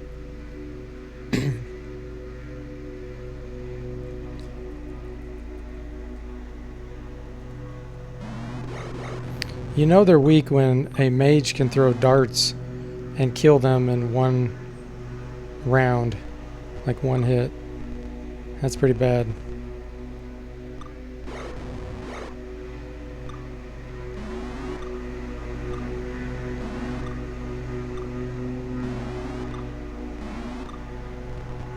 Did you lose the invite to dinner, or is everything still good?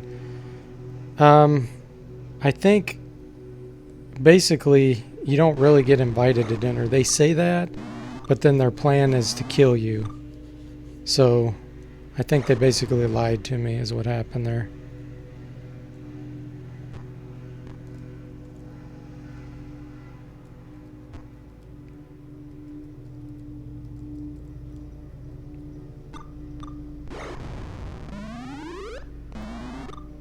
The aliens from War of the Worlds are outside my house. Be careful. Yeah. It sure sounds like it, doesn't it?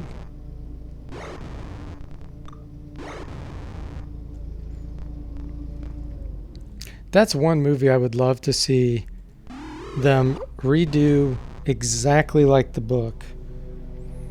Because none of the versions that have ever been created of War of the Worlds are an exact rendition of the book. They've all had, a different spin on it. That'd be cool to see one just like it.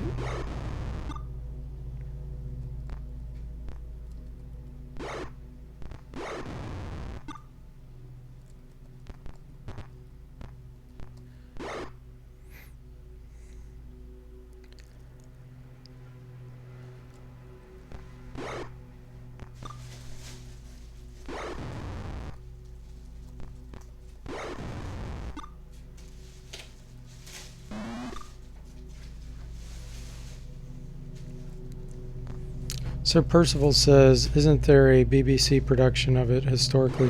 Yes, but that was over the radio, and it wasn't an actual movie. At least that's my knowledge about it. They did it over the radio. So I'm talking about an actual movie. If they recreated the whole thing, that's what I would be looking for. So why is this guy not equipping his two-handed sword? That's just so weird.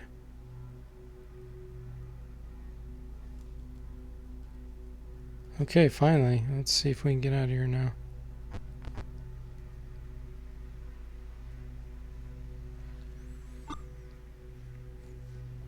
Yeah, the fake radio one.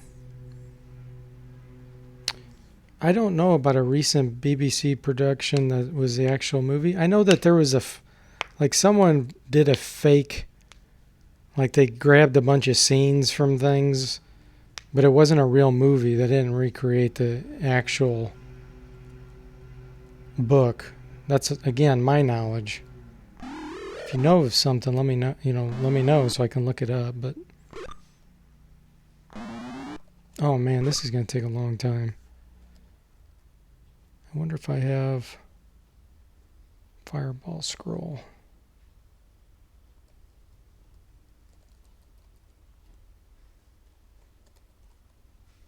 I'm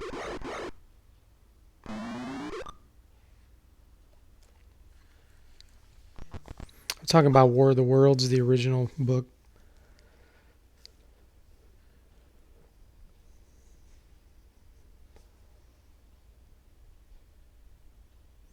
Yeah, I don't know, Rod, about the stories like that. I seriously doubt that.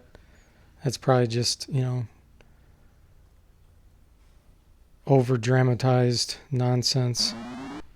I just can't believe people would commit suicide because of something on there. On the radio, it just doesn't make sense. Sir Percival says it's a mini-series. Do you have a reference to it? And if we just like do a search?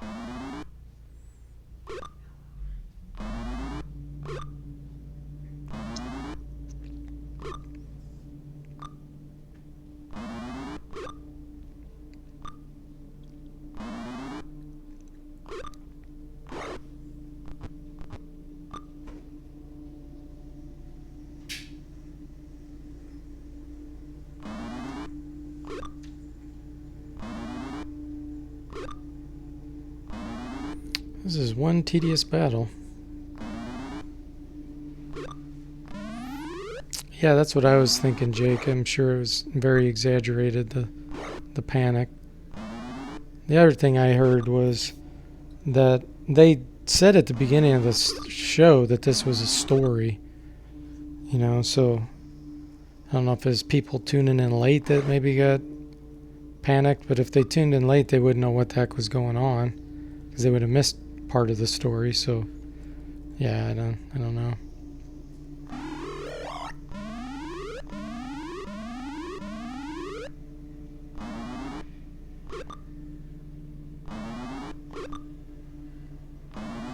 Yeah, I doubt it was true too.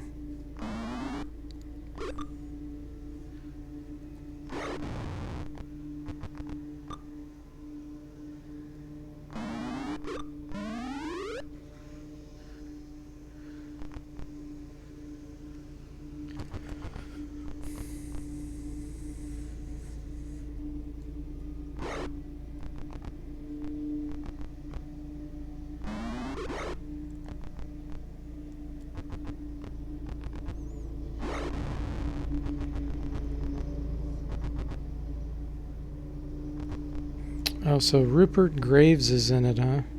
So it's an actual reproduction of the real story, huh?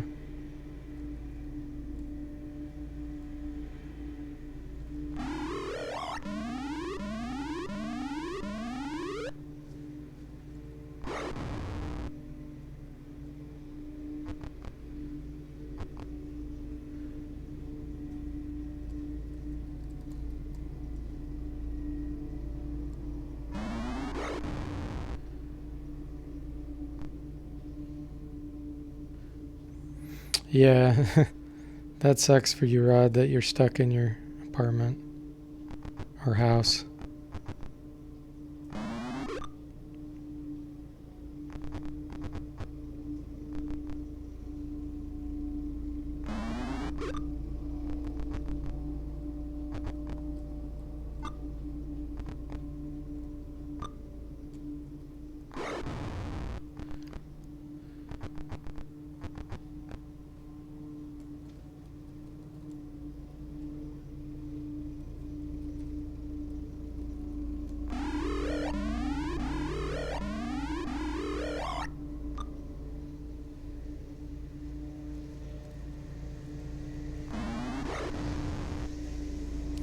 Okay, Sasha, I'd really like to get you away from this spot. I guess I could do this. Let's cast a Stinking Cloud here. Then I'll be able to run back.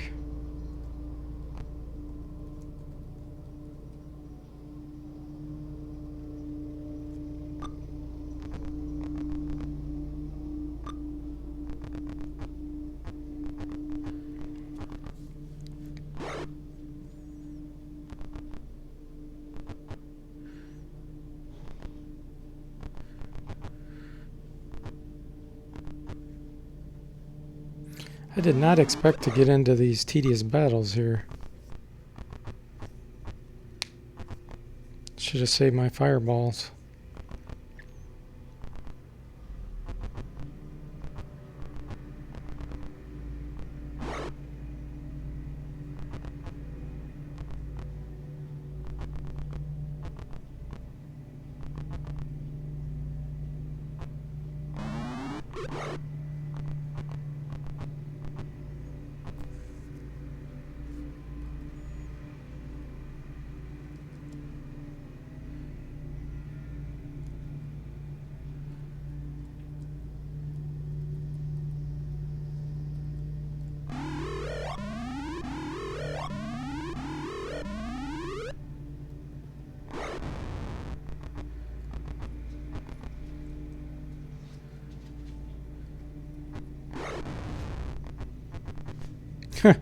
Where's Durden going? He's like running off in the middle of nowhere.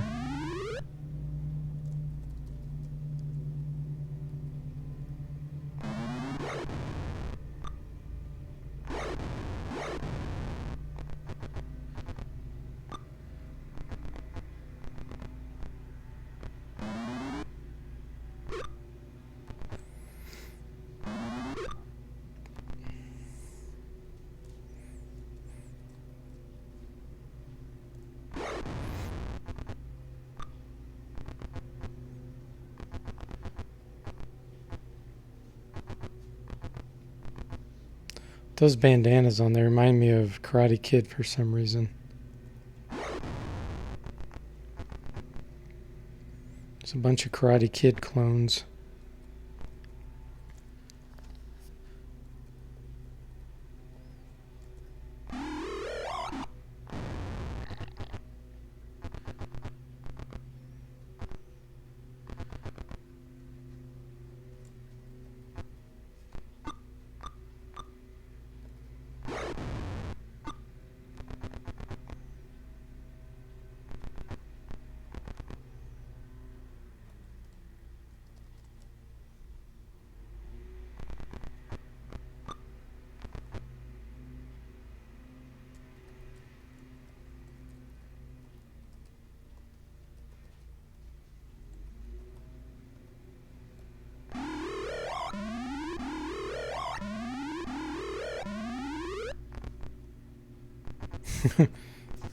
NPCs running around the other side of the wall.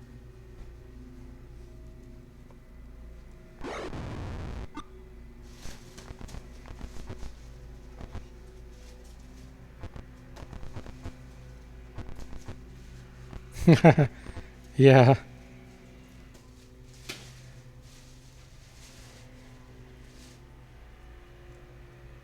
Just keep on casting my old person on these guys.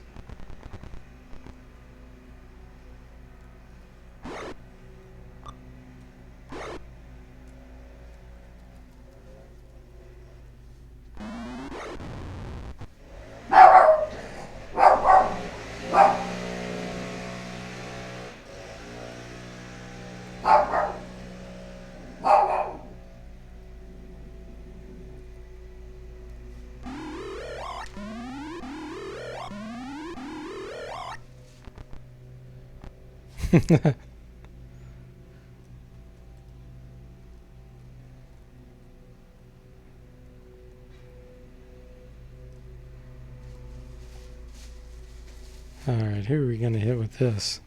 Let's hit the one we already injured if I can. Nope, he's outside range.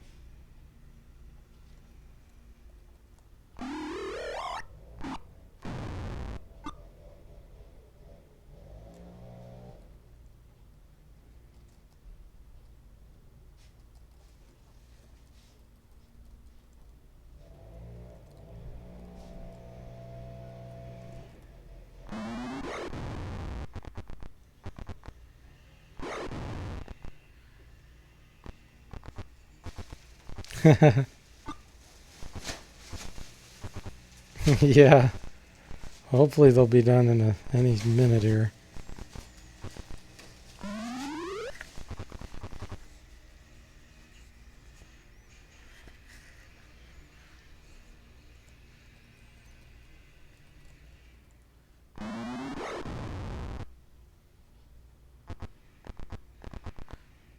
Lawnmowers and leaf blowers are two of the most obnoxious sounds.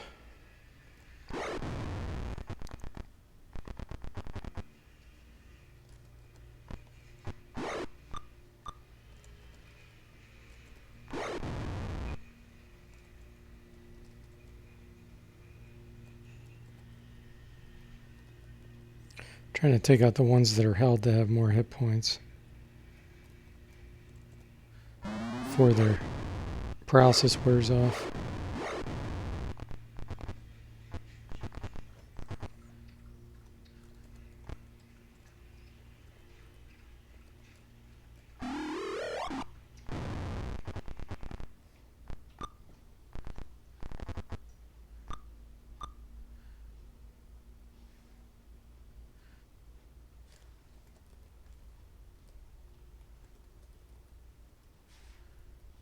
Oh, they're using a mechanical, like a jackhammer outside your house? That'd be annoying.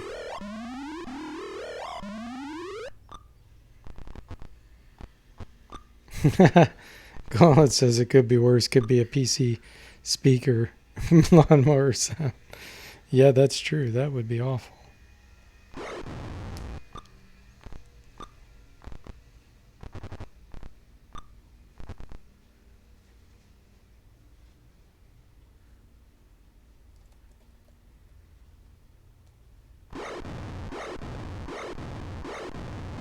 Wow, that was nice. I was able to sweep 5 of them. Okay, he's out of hold persons.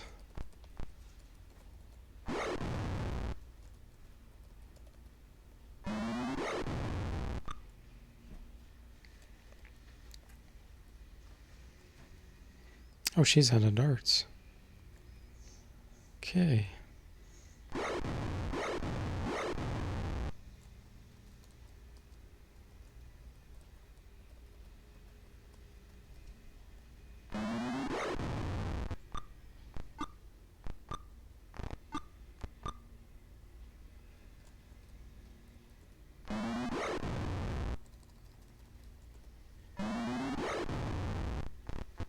Oh, now the fleeing begins.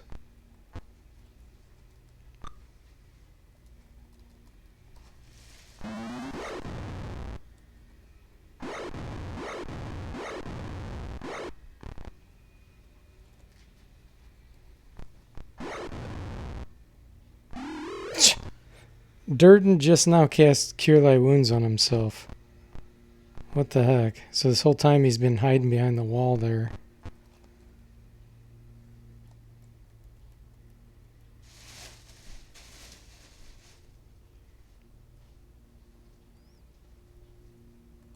Okay. 530 experience. Is there any items that look suspicious?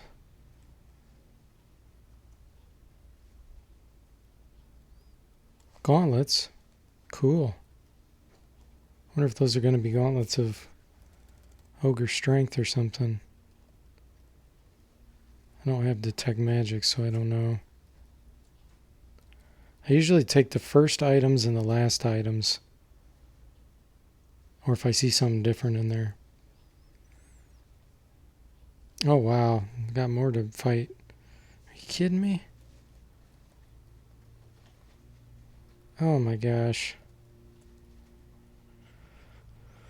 Alrighty then, what are we dealing with? Al Haim Dazid. Well, let's kill him before he casts something. Oh, Wanda Lightning Bolt. Oh, I just killed Sasha. Time to animate Sasha.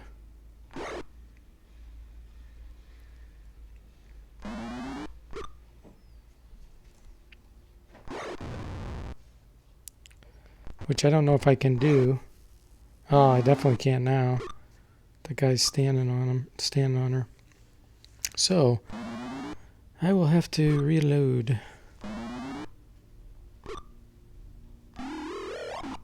What? What in the world was that? Did you just see that? That javelin? It like was a lightning bolt, but it said he used the javelin. That was weird. I know there's javelins of lightning in the game, but you would always throw those like in Curse of the Azure Bonds, and then it would just hit a whole bunch of times, kind of like the darts of Hornet's Nest. That's so weird. He actually like used that as an item, and it did like a lightning bolt. Wow. Well, yeah, I'll end up reloading and playing this. I'll probably save it for the next stream, just because that'll be cool to watch that battle and see what kind of items we get. I don't want to do that offline, but anyway, I hope you guys enjoyed it. It was fun chatting with you all, and I hope you guys have a good rest of the day. I'll see you next time.